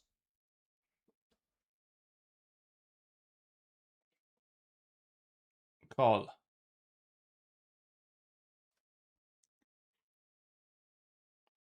Putellas knocks it wide. Brooks holding the width well. Into Pina, and that's picked off by Athenea, trying to carry it forwards. Lopez winning it back almost effortlessly there, and a shot now from range. Opportunistic and optimistic from Putellas. An easy claim for Rodriguez. Lacroix. Navarro passed round the corner. Angledal, lovely football here, and it's Milo Lacroix in attack, who pokes it in behind Paredes. Fella's not going to get to that one, though. It's not a great sign when your best attacker in the second half so far is Milo Lacroix. He's actually had a half-decent game, saying that Real Madrid defended really poorly. I think, considering she's not done badly. She's another player that you just think could definitely move on. Again, signed a new contract this year, and I mean, why? What are these agents doing? What are they being offered? Nothing. That's the confusing thing. There's no investment. I wouldn't be surprised. I'm surprised why anyone signs for Real Madrid. Particularly those top quality players. What is the incentive to stay? Yeah. We saw Carmona move on. Ultimately, that was the wrong move, but the right idea to leave. Can't believe she went down and moved downwards. Someone ended up at an even more incompetent footballing outfit. I see it down the line. Knocked out of play there by Gallardo. Throwing for Real. Confirmation. 60,000 attendance here at the new camp. Incredible figures. You've got to question why they don't play every game at the new camp. Yeah. Really strong. Especially when the tie was already over. Yeah. Yeah, that's massive support. I mean, of course, it being an El Clasico helps things. Yeah. But Barcelona really should be playing every game at the new camp. Mm. Here's Lopez. And inside now to Paredes. Putellas. And now Mape Leon cut out well. Bathaneon out for a throw in. Leon takes it quickly. Here's Putellas. Leon.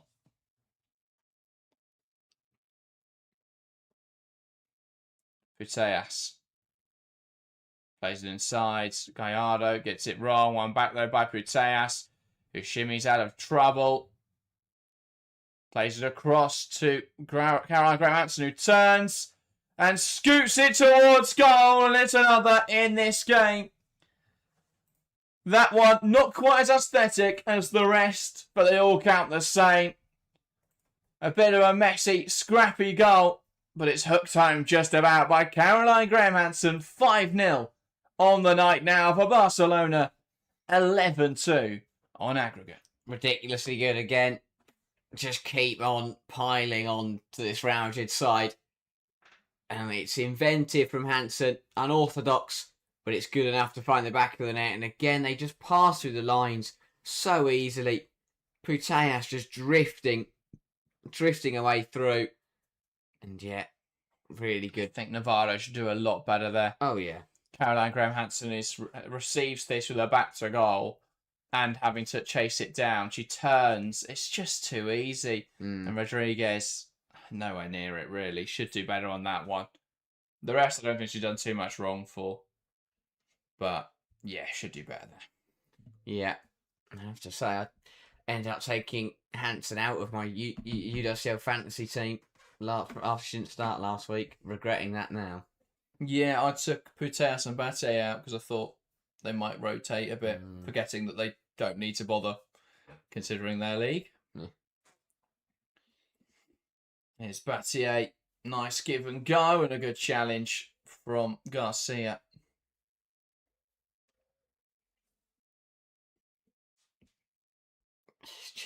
Just absurd. I just keep looking at the 11-2 and just thinking how ridiculous it is. Yeah, I forget it's the aggregate and not a count of how many players are on each team. Yeah. Just Lacroix and Caicedo, and that is it. But yeah. Lopez.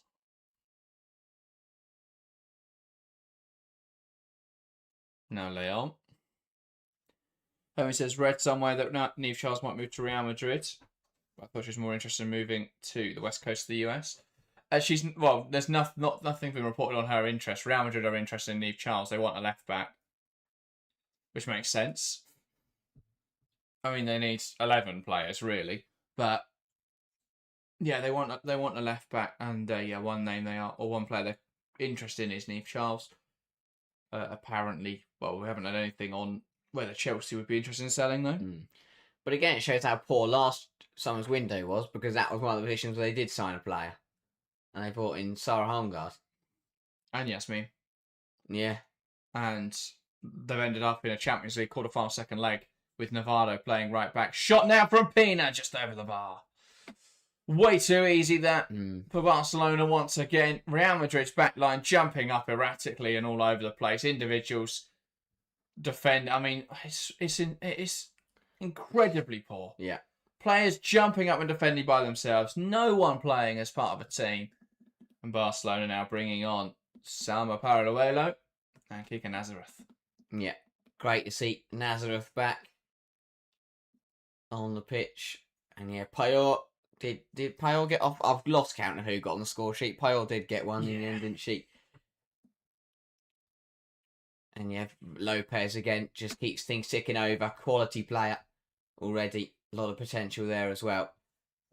Yeah, I mean, Kika Nazareth and Salma Paraluelo being your bench players is very, very strong. Yeah, we haven't seen much from Nazareth in the Champions League. Only one start thus far. 5 matches. She's a player I think has offered a lot as an option for Barcelona. Not really broken into that starting lineup. I think was expected to come in and be part of that midfield 3, but with Putas, Bonmati and Gallardo, that's kind of locked down. And then Vicky Lopez and Sydney Schertenleib have been, I think, utilised more than Nazareth in those other midfield positions. A struggle for fitness as well, granted. I think especially last season. This season not as much, but yes, still they're preferring players like Lopez to someone like Kika Nazareth. Yeah, it's an awkward one because it's one of those where you miss a game or you miss a run or something, and then suddenly you're out of favour because the players that came in and replaced you, the players that played, did a good job, and that has been the problem. But it's always nice to see her, on the pitch because she's a top player. I also just think Lopez is better. And I mean, that's no discredit to Kika Nazareth. And just Vicky Lopez is one of the best young players in the world. So yeah, showing us that she's a tough fit and she can't really play on the wing. Yeah, it's a very dynamic midfield for Barcelona, but you need players because of the way it's sort of midfield 3. You need those players to go back and forth. Nazareth is very much an out and out 10. Yeah. Brilliant in the final third, but yeah, doesn't really have the qualities to play a little deeper or play on the wing. So yeah, I agree. As Shaman just says, not really perfect fit. Round double change by the way at the same time. Redondo and Rossio on to the field as a centre half and a winger for Real Madrid. It was Fella and Mendes who came off. So like for like changes. I think Redondo has gone up front to replace Fella. Switch to the play here from Rossio. Can they get a goal? Navarro. Nice play down the line. Bate wins it high. Here is Nazareth.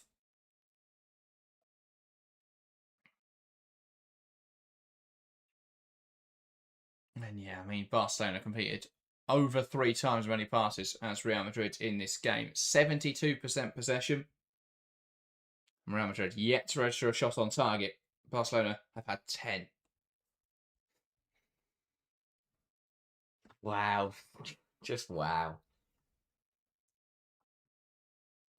Gallardo. Poking it forwards. Here's Caroline. Graham Hansen cuts it back for Paraluelo, who lays it off and it's shot wide. Couldn't quite keep that on target, Kika Nazareth. Yeah, and again, it's a lovely move. Paraluelo has so much time and space on the edge of the area to receive this ball. And it was a nice layoff into Nazareth, who just drags the effort wide, but not a bad attempt to find what would be a 6th on the night. But yeah, they've moved it nicely, and the subs just nearly combining there to keep the goal scoring route continuing. Carty says Kika's been injured a lot. I think she's been fit for all of this season, though, hasn't she? I don't think she's missed a any sizable portion of this season. Obviously, missed a lot of football the back end of last campaign, but she was fit for the Euros with Portugal. I think she missed the opener, but she played the rest of the other group games. And yeah, I, as far as I'm aware, she hasn't had any major injuries, potentially a little knock here and there, but hasn't missed a substantial period of football. Battier. Now inside to Pina. Nazareth slots through Pina, who can't quite get there. Rodriguez off the line well to claim the ball. Yeah, sharp goalkeeping from Rodriguez, but again, it's just so easy. So easy for Barcelona to knock it between the lines, and there's a little bit less on that for Nazareth. It's 6-0. Nazareth. Here's Pina. Trying to come forwards. It's a good challenge in there, and Real Madrid not happy about something. It's given us a foul eventually. I'm not sure what Real Madrid were complaining for there, but the decision hadn't even been made, and they were complaining. Yeah. It makes it look... I mean, it doesn't exactly show your innocence. I don't think there's much in that at all. Yeah, well, it's just this one here. Yeah, it's Garcia steps up onto Pina and just trips her up. I think their complaint was about the Dorado one, right? A moment earlier, which wasn't given. Which, yeah, I mean, I was looking for a foul the other way, to be honest. Yeah, I didn't think there was anything wrong with it. I think they're just... The frustration's building.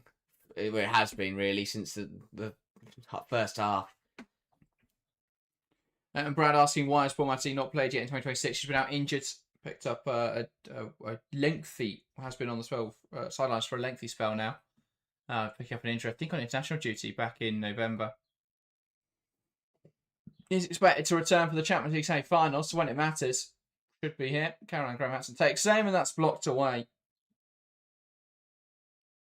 Now Pina. Puteas. Brugts.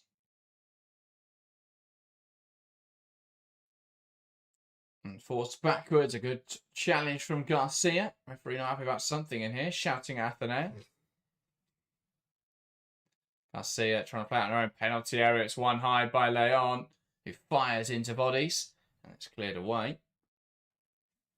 I have to say, I thought that was blocked in the wall. That free kick was blocked in the wall by the arm of Garcia, but maybe not. Nice to get another look. That's a couple of free kicks that... I think at this point the VAR aren't bothered. Oh, they've gone home. I mean, they've been terrible at this tournament anyway. I'm yet to see VAR put anything to the Champions League. But especially in a game where it's pretty much decided. Yeah. So free kick, both couple free kicks that have been fired into the wall by Barcelona. Yeah. And, well, Barcelona fans are bouncing. That's Pau Casada. He looks like a lost tourist. Yeah, he doesn't look like a manager that knows what he's doing, does he? No. Pina. Shot across goal, and how on earth has Caroline Graham-Hansen not capped off her hat-trick there? Ball flashed across the face of goal, and Hansen slid in and met it, but poking it wide. Yeah, again, brilliant from Pina. Picks it up in the pocket, drives through. Wriggles her way through. Impossibly. Oh, dear Hansen. That is harder to miss than it is to score. You might have scored too, but Oh, nothing excuses that one. It won't matter at all, but that's a terrible miss. Ball round the corner looking for Nazareth and seen out well. so you can get away with a terrible miss when you're 11-2 up on aggregate, but my days, how's that not gone in? Indeed. 24 minutes. It could have been more. That's what would be concerning for Real Madrid, is it could have easily been more.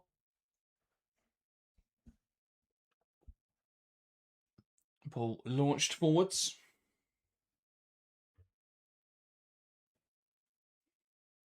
Handsome. Do you think that other sides will look at Barcelona's tie tonight and the ease with which they've got through it, and perhaps well, perhaps look at next year's league phase with more importance. You know, if you think back to it, Lyonnais drawing because they played a rotated side against Juventus and were 3-0 down, had to claw it back. Without that, they'd have topped the league phase. Chelsea's draw with Twente in the league phase, shot out from Hansen, saved well. Without that, they would have gone on to they'd have played Real Madrid instead. Do you think sides will look at it and perhaps consider that the league phase is more important than perhaps they did coming into this year? Yeah, absolutely. I think that, as you say, the current standing of these quarterfinals shows exactly why they will view it as of very high importance, because Barcelona are currently 11-2 up on aggregate, whereas Chelsea lost 3-2 and Lyonnais are currently 1-0 down. So yeah, they'll try and avoid the. I think that they will make it paramount to avoid the difficult ties in the quarterfinals. Of course, it's a quarterfinal, so it's that old thing of whoever you play is going to be difficult, and that has been the case if you haven't got Real Madrid. Here's Caicedo, but I mean, Real Madrid gave Arsenal a great game last year. True. Caicedo, could she get the shot away? Blocked well. That is crazy, actually. Yeah, this is the same Real Madrid side that were 2-0 up on aggregate against Arsenal in the Still first coming leg. forward to it. Linda Caicedo blocked again. I mean, literally the only one offering anything for Real Madrid right now. And she took it to the corner there for a minute. But equally, I guess because they finished lower in the league phase, then that should in theory be the easiest tie based on the form of the season. But I think the Champions League phase is too small anyway at the moment. I think you need more teams for there to be a sizable difference. Yeah. Putellas to Nazareth. Switch the play now, looking for Hansen. And here come Barcelona. Ball across, looking to find Paraluelo. Dealt with well by Garcia. And now cleared away to Angledal. I'm not sure why we set it either. I guess to give teams that finish first the advantage. But I don't think I think in the Men's Champions League that perhaps is more of an advantage. Yeah. But I think in the Women's Champions League it isn't.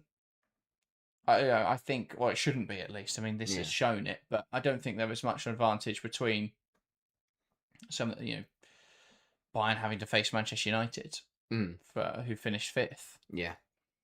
Barca have won the ball high up the pitch again. Here's Pina.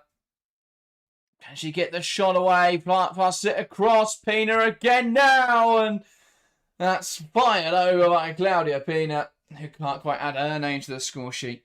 Yeah. Well, Barcelona easily could have had a few more. I think it's beginning as a goal kick, despite the fact Barcelona players are appealing and Real Madrid are giving credit to Toletti. Or did it take a touch? I don't think it did. No, doesn't look like it. But yeah, Barcelona easily could have had a few more. Hermie says, what do you think about the quality of the Champions League? Has it improved in recent years or has it declined? Phil saying improved, Nigel saying improved, Alex saying big clubs and WSL clubs get more and more rich with investors and smaller clubs can't keep up. I think at elite level, the Champions League is so competitive now.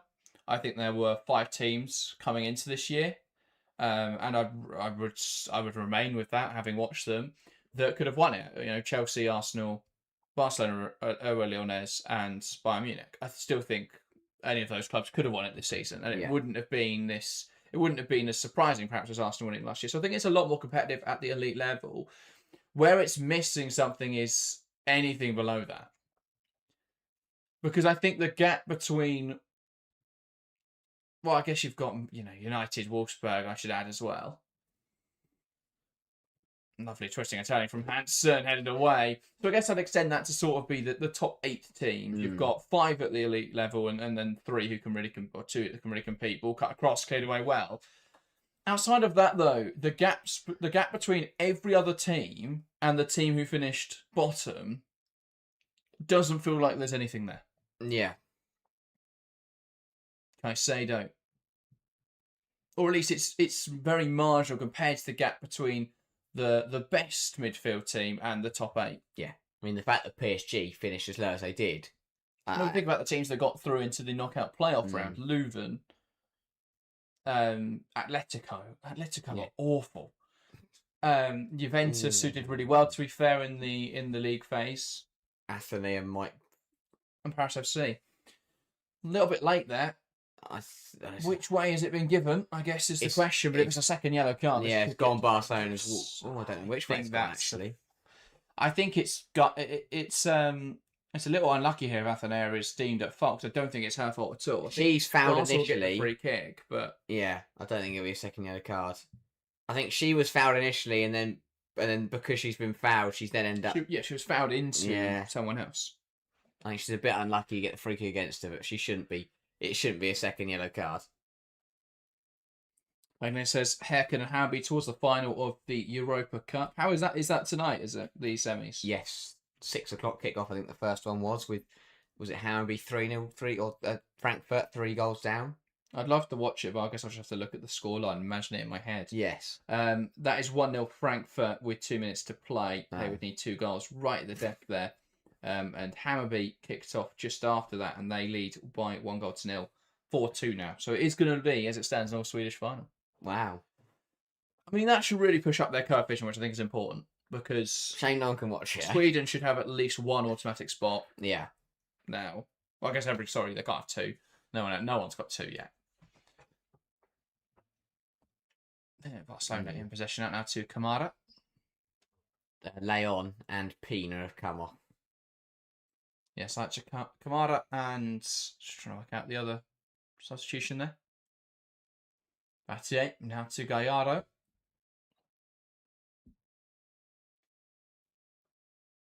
Battier. Here is Kika Nazareth. Could lift it into the box or shift it wide here. Nazareth just stopping on the ball on the edge of the box. Gallardo lifting it through the lines. Ball across, unmarked to the back post. Esme Bruggs adds to the scoreline. It's Barcelona 6, Real Madrid 0. 12-2 on aggregate. It's utterly ridiculous. Barca are in full control. And if they weren't already, they're definitely through now. Just completely uncompetitive, this. How is Keegan Nazareth allowed to just stop on the edge of the penalty area and no one does anything? It's so poor from Real Madrid. They deserve to be 12-2 down. It's a great ball over the top, over the lines for Gallardo. But again, it's such a high line for Real Madrid. It's easy for them. Gallardo, a lovely dink. Latched on too well. But Sarah Yorda has just come on. Yeah. Getting an assist within a minute. Not bad. What a player. And then, Bruggs again. Easy job. Unmarked into an empty net. So easy for Barcelona, but what a performance across the 2 legs. And Real Madrid have been so poor. Alice says, do you think Arsenal gets the final again? Yeah. I think Arsenal go all the way again. Yeah. I think Arsenal have got a remarkable knack. I know a lot of Arsenal fans weren't particularly happy. I said that they weren't the better side over the 2 legs. I stand by that. I think Chelsea were the better side over the 2 legs. But they've got a remarkable knack, which is really important in Champions League, in knockout tournaments, of finding a way. I think they're a very good defensive side. I think Slegers is very good at coaching defensive football and are really getting the best out of their players. I don't think she's as strong a tactician as perhaps some of the best managers in Europe's elite, but I think she's as good or a better tactician than Pere Romeu, which is important. But I think she's a really good player manager. I think she connects on level with the players, and probably due to her age, I mean, she could still be playing. She's 37, I think, 38, something like that. Could still be playing. And I think she connects on level with those players, and it's really important. They really understand what she wants to do, and I think that's why we've seen them put on some really good disciplined performances. So yeah, I think they can do similarly. I think they've got the players that they can take chances when they're handed to them. We saw it in the Champions League final. We saw it over the last two games. I think Arsenal did really well to take their chances against Chelsea, and they really rode the storm yesterday. Van Dom with some big saves. And yeah, I stand by the fact it was lucky from Arsenal, but I mean, as always, you make your own luck in football, and I think they took their chance well in the first leg, and that made the difference really. Chelsea had so many opportunities across the 2 legs. I think 7 big chances in total across the 2 matches that were missed. That's just not good enough, quite frankly, from Chelsea. But yeah, I think they did well to get through it. I think that shows that similar to last season, they've got those intangible qualities that you'd expect to be really important in the later stages. And so, yeah, I think we'll see. I think we could definitely see them get through again. What will be interesting is whether they can get through Lyonnais. I think a big reason they were able to beat them last year was that I don't think Montemuro is as strong a tactician as someone like Geraldes. And I think that could be the X factor if, of course, Lyonnaise can get through Wolfsburg. But yeah, I think that could go all the way. We'll have to see. So, how was the atmosphere at Stamford Bridge? The best I've ever seen it for a women's game. Yeah. I think that. Shout out to the supporters group Blue Flags 92. I think the singing section in the Harding made a huge difference. I mean, again, I'm sure the Arsenal fans were decent, but we couldn't hear them in the Matthew Harding. I think that's a testament to how good the atmosphere was. I've said this loads about evening games. While the attendances are lower, the atmosphere is always going to be so much better because you don't have so much of a family-friendly crowd. Yeah. And I get why they push to try and get a family-friendly crowd, but if you're going to do that, you have to have specific sections for me. Yeah. Like, I don't mind if the Harding is just for fans of, maybe even put it as like a 16+ stand. Yeah. Something like that, because it is a standing stand. Fans should be stood up for 90 minutes. And then you can have the West and the East and stuff like that, where perhaps anyone, that their family stands then. They've got to segregate it better in that way. I also think the fact that there weren't away fans in the home section made such a big difference. I think there was only like one or two. There was one who celebrated the Matthew Harding I heard about, and apparently they just got absolute pelters after the goal was disallowed because they stood up and celebrated. But we saw none in our section, which I think was a huge difference. Lucky. Yeah. But yeah, no. It was very, very good. I think that, and to be honest, it was, as much as it was disappointing, it was a brilliant game of football to watch. I think that both sides played well across both legs. Of course, Chelsea missed chances, Chelsea made errors, and Arsenal, Chelsea had plenty of chances, but I thought across the two legs, picks up on the loose ball, trying to fight home a hat-trick, and fires over the bar. Yeah, really should have a hat-trick by now. But yeah, I thought both sides played well. It's one of those ties where across the 90 minutes, whoever went through was going to deserve it. I just wish we didn't have to have any mention of the referees, but in both games, the refereeing was absolutely abysmal. And I don't think it's an excuse. And I think even Bonpastor made it quite clear it wasn't an excuse, but it plays into it. Chelsea lost by 1 goal, and we look back at the first leg, and a perfectly good goal was ruled off. Yeah. And of course, I understand, game state changes. I think there's a lot of people out there talking on the game who don't seem to understand the idea of game states. A lot of people looking at Arsenal's big chances created right at the end of the game and conflating those with Chelsea's created throughout. But I think you can't ignore how poor that is from UEFA, from the officials. I think you've got to, the McCabe red card has to have retroactive action. Again, what do you expect from Katie McCabe? I've never seen a player admit basically they pulled someone's hair and then not get punished for it. And I think that would really, it would show poorly on UEFA if they just allowed that to slide. I think I've made my feelings on McCabe quite clear over the years, but I think there is a role for shithousery and a player that is gonna go up to the line in football. But I don't think McCabe is that. I think she's just a nasty, nasty player who just is a cheat, commits blatant fouls, and doesn't get punished for it. So I just I've got absolutely no respect for Katie McCabe. But yeah, outside of that, the officials just didn't control the game. I didn't think particularly well last night. I think there was a lot of time wasting that didn't go punished. But ultimately, I don't think the officials were to blame solely for the game. I think Chelsea missed a lot of chances. They should have taken them. So yeah, can't blame solely. But yeah, I just wish we didn't have to keep having the same discussions, especially with VAR. How you miss 2 blatant, huge decisions, both favouring the same. A whole Champions League shambles. But yeah, officiating's got to be better, and I think it is. It's a shame we're in the premier competition of the women's game, and the officiating is abysmal. Still, when there wasn't VAR, it's definitely more understandable. Yeah. But yeah. Nigel says, glad I'm not the only one who thinks that about McCabe. Agneta says, Katie is dangerous for Arsenal. That's coming from an Arsenal fan, by the way. So thank you, Agneta. I think a lot of the Arsenal fans, especially on X, and I know, you get what you expect really on that app. Nothing sums up X more. Athenea coming off, and it is going to be Commendador coming on them. Great name. Youngster getting an opportunity. I'm so desperate for Pau Commendador to become one of the best players. Yeah. But unfortunately, she is at Real Madrid. So it's unlikely. It just won't happen. But yeah. I think, this ties and summed up by the fact for the last 15 minutes, there's been a Mexican wave, there's been a light show, and various things have been going on. I mean, it's just ridiculous that we've got to this point in a Champions League quarter final. I can't wait for the next one. I think it's going to be an absolute belter between Lyonès and Wolfsburg. So do stick around. Yeah, join us for that game. It's going to be incredibly competitive. I'm very intrigued to see what happens. As mentioned earlier today on X. Do follow us on Evervoice at @TWFC if you don't follow us already. We need to get the proper handle, but it's too long. So that's a bit of a shame. So we don't really know what to make it, but we will. It's the best we've got at the moment. But yeah, I mentioned earlier, I think it's going to be really interesting to see what Lyonès do tactically. I think there's some big personnel choices which most people already know about. We haven't had a chance to look at the team yet, and he's not really picked anything, but he has. The midfield is definitely better for Lyonès. Lawrence starting will be interesting. I think that gives Wolfsburg the same thing to target.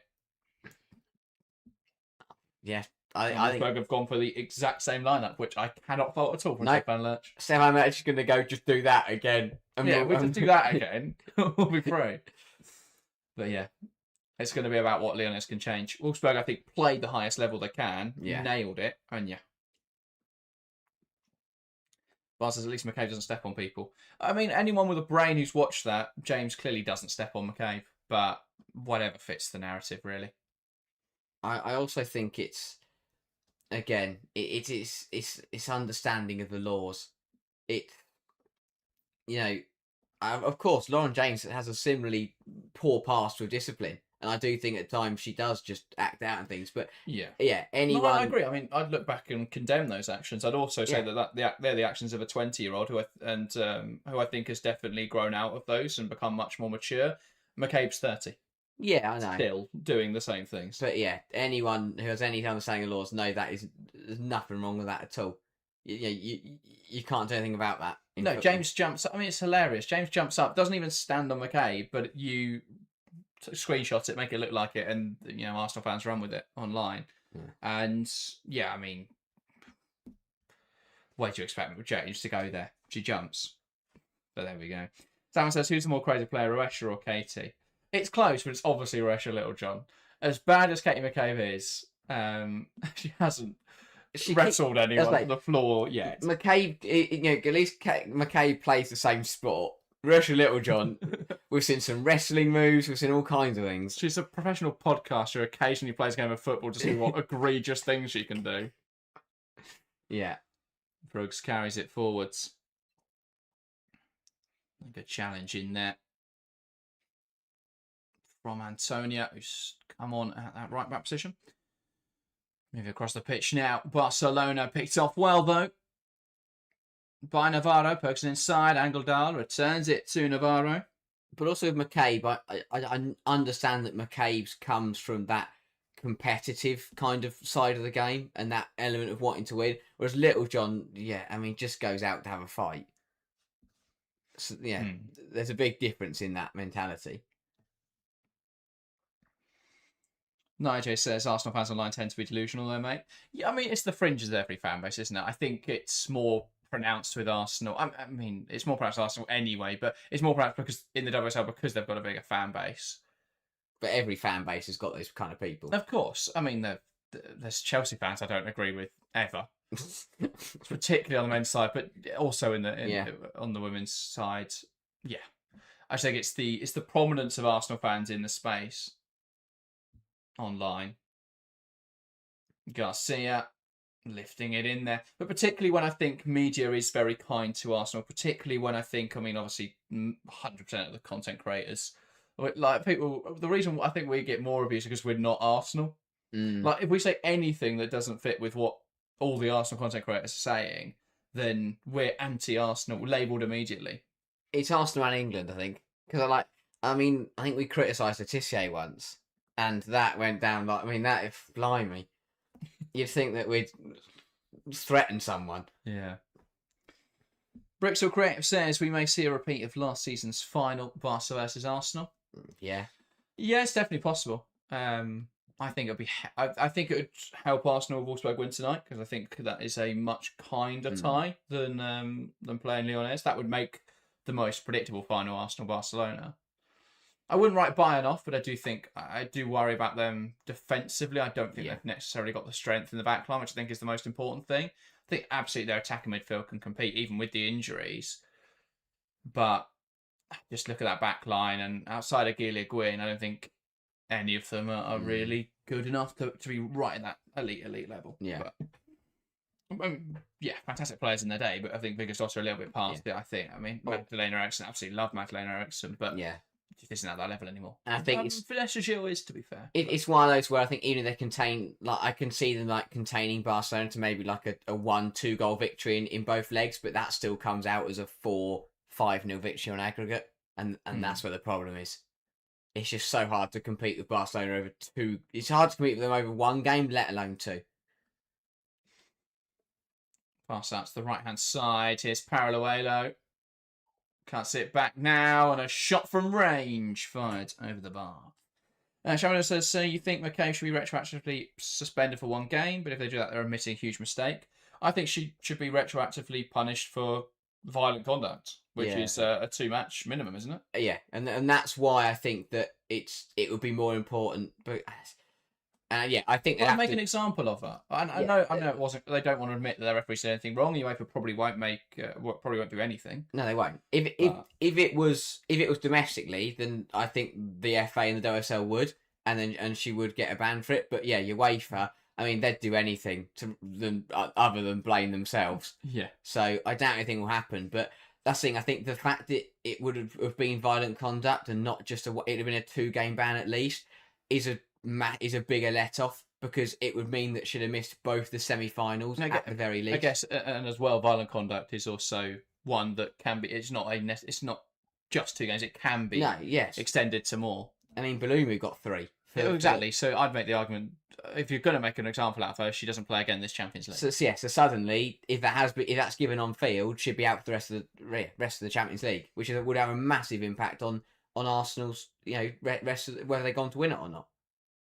And that's where the problem lies for me. Battier to Hansen, looking for the cutback. It's blocked well. Hansen again. And Paralluelo can't quite poke it goalwards. Well, it really is the definition of toying with your food at this point. Barcelona was just knocking around the Real Madrid penalty area, trying to find a little bit of space. Cameraman found Zoom there, blimey. That was a very close-up angle. But yeah, Real Madrid just walk. They wanted this game to end 15 minutes ago. Yeah. I'm hoping they do what they did in the Men's Champions League and they just don't add on any time. Oh, there shouldn't be any added time. I mean, 12-2. Oh my God. Not for a game, has it? Every time I look at it, I just think this can't be real. This, even if you played it on FIFA, I would think that's ridiculous. Yeah. You need to up the difficulty level. Yeah. You're obviously just like playing against your 6-year-old cousin or something. How are you 12-2 up? But for it to be in an actual game of football, unbelievable. Just no competitiveness over 2 legs here. No. Yeah, as I said earlier, I think Madrid not being competitive, or anyone in the Liga F being competitive, is massively negative for Barcelona. Yeah. And I think we will see those effects over the next 5-10 years. Mm. But yeah, 3 minutes of additional time then, so there will be some additional time. As Real Madrid try and get this clear. Vendador carrying the ball forwards now.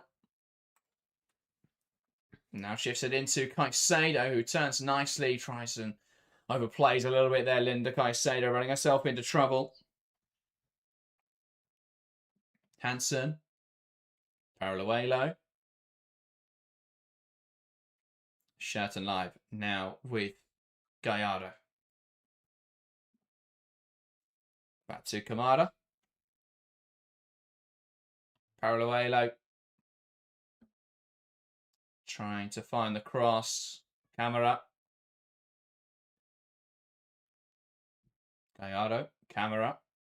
Gallardo trying to find Paralluelo. As well there to muscle off Navarro. But it is out for Real Madrid throwing. And yeah, as Laura points out, hair pulling is considered a major infraction in the men's game, immediately with a 3-match ban. Yeah, it should be a 3-match ban because there's absolutely zero. I mean, the bullshit that McKay put out of I was trying to grab her shirt, I'd never do it intentionally. But even so, you're still admitting you're trying to commit a foul and then you've grabbed her hair. the two things that frustrate me are the people that seem to think that, oh, if you apologise, doesn't matter. Yeah. But also the fact that, of course, it didn't Try impact. that in court. It didn't. Yeah. Oh, I'm sorry. But yeah, and then you've got the people who are saying, well, it doesn't really matter because it didn't impact the game. Yes, it didn't. It wouldn't have really changed the result. But as we're saying, McCabe would now be out for the rest of the Champions League, and that is a big impact on how Arsenal manage minutes, and of course, you're missing a big creator. And it says Aslani out injured, end of her time in football. I said so on the other day. I think definitely elite football. Someone pointed out that she could go and play in the Damallsvenskan, and if she's motivated by that, absolutely could do. It depends what she's motivated by. If she wanted to go into coaching, I'm sure London City would offer the pathways there. And I mean, they'd love to keep her as part of the setup, I'm sure. I think if she wants to go into punditry, there's going to be loads of options there, I'm sure, to take someone like Kosovare Aslani. If she wanted to pack it all in and go and live up a mountain for the rest of her days, I'm sure she could do that too. So it very much depends what she wants to do. If she has an ambition to get back into football, she could definitely still play a decent level. I think her time at the top level though will be done, unfortunately. But she should go join Pop at Dortmund. Imagine that. Yeah, I mean, it's rocking around. Gonna take some time, but yeah, she could be, if she can recover within a year and go and play in the Zweibundesliga, because you'd imagine that they will, with Alexandra Pop, they'll probably get promoted. Full time here at the Nou Camp. Barcelona 6, Real Madrid 0 on the night, 12-2 on aggregate. Not much of a matchup, really. A complete one-sided affair, and Barcelona through to the semi-finals, where they will face Bayern Munich, who they've already played in the Champions League this season, beat them 7-1 in the league phase. Don't think it'll be quite that comprehensive, but after tonight's drubbing, you never know. They've been very good so far. Anyway, we'll be back in about 15 minutes' time to get underway. 13 minutes, actually, to get underway for the second game this evening. Wolfsburg taking on OL Lyonnais. Can they see out that 1-0 victory, or will Lyonnais turn it around and face Arsenal in the semi-finals? That's what we're going to find out. But that is everything from us for now. Thank you guys very much for watching. Stay on this stream page. You'll be redirected to our next stream. But that is everything for now. Thank you guys very much for watching, and we'll see you in a moment.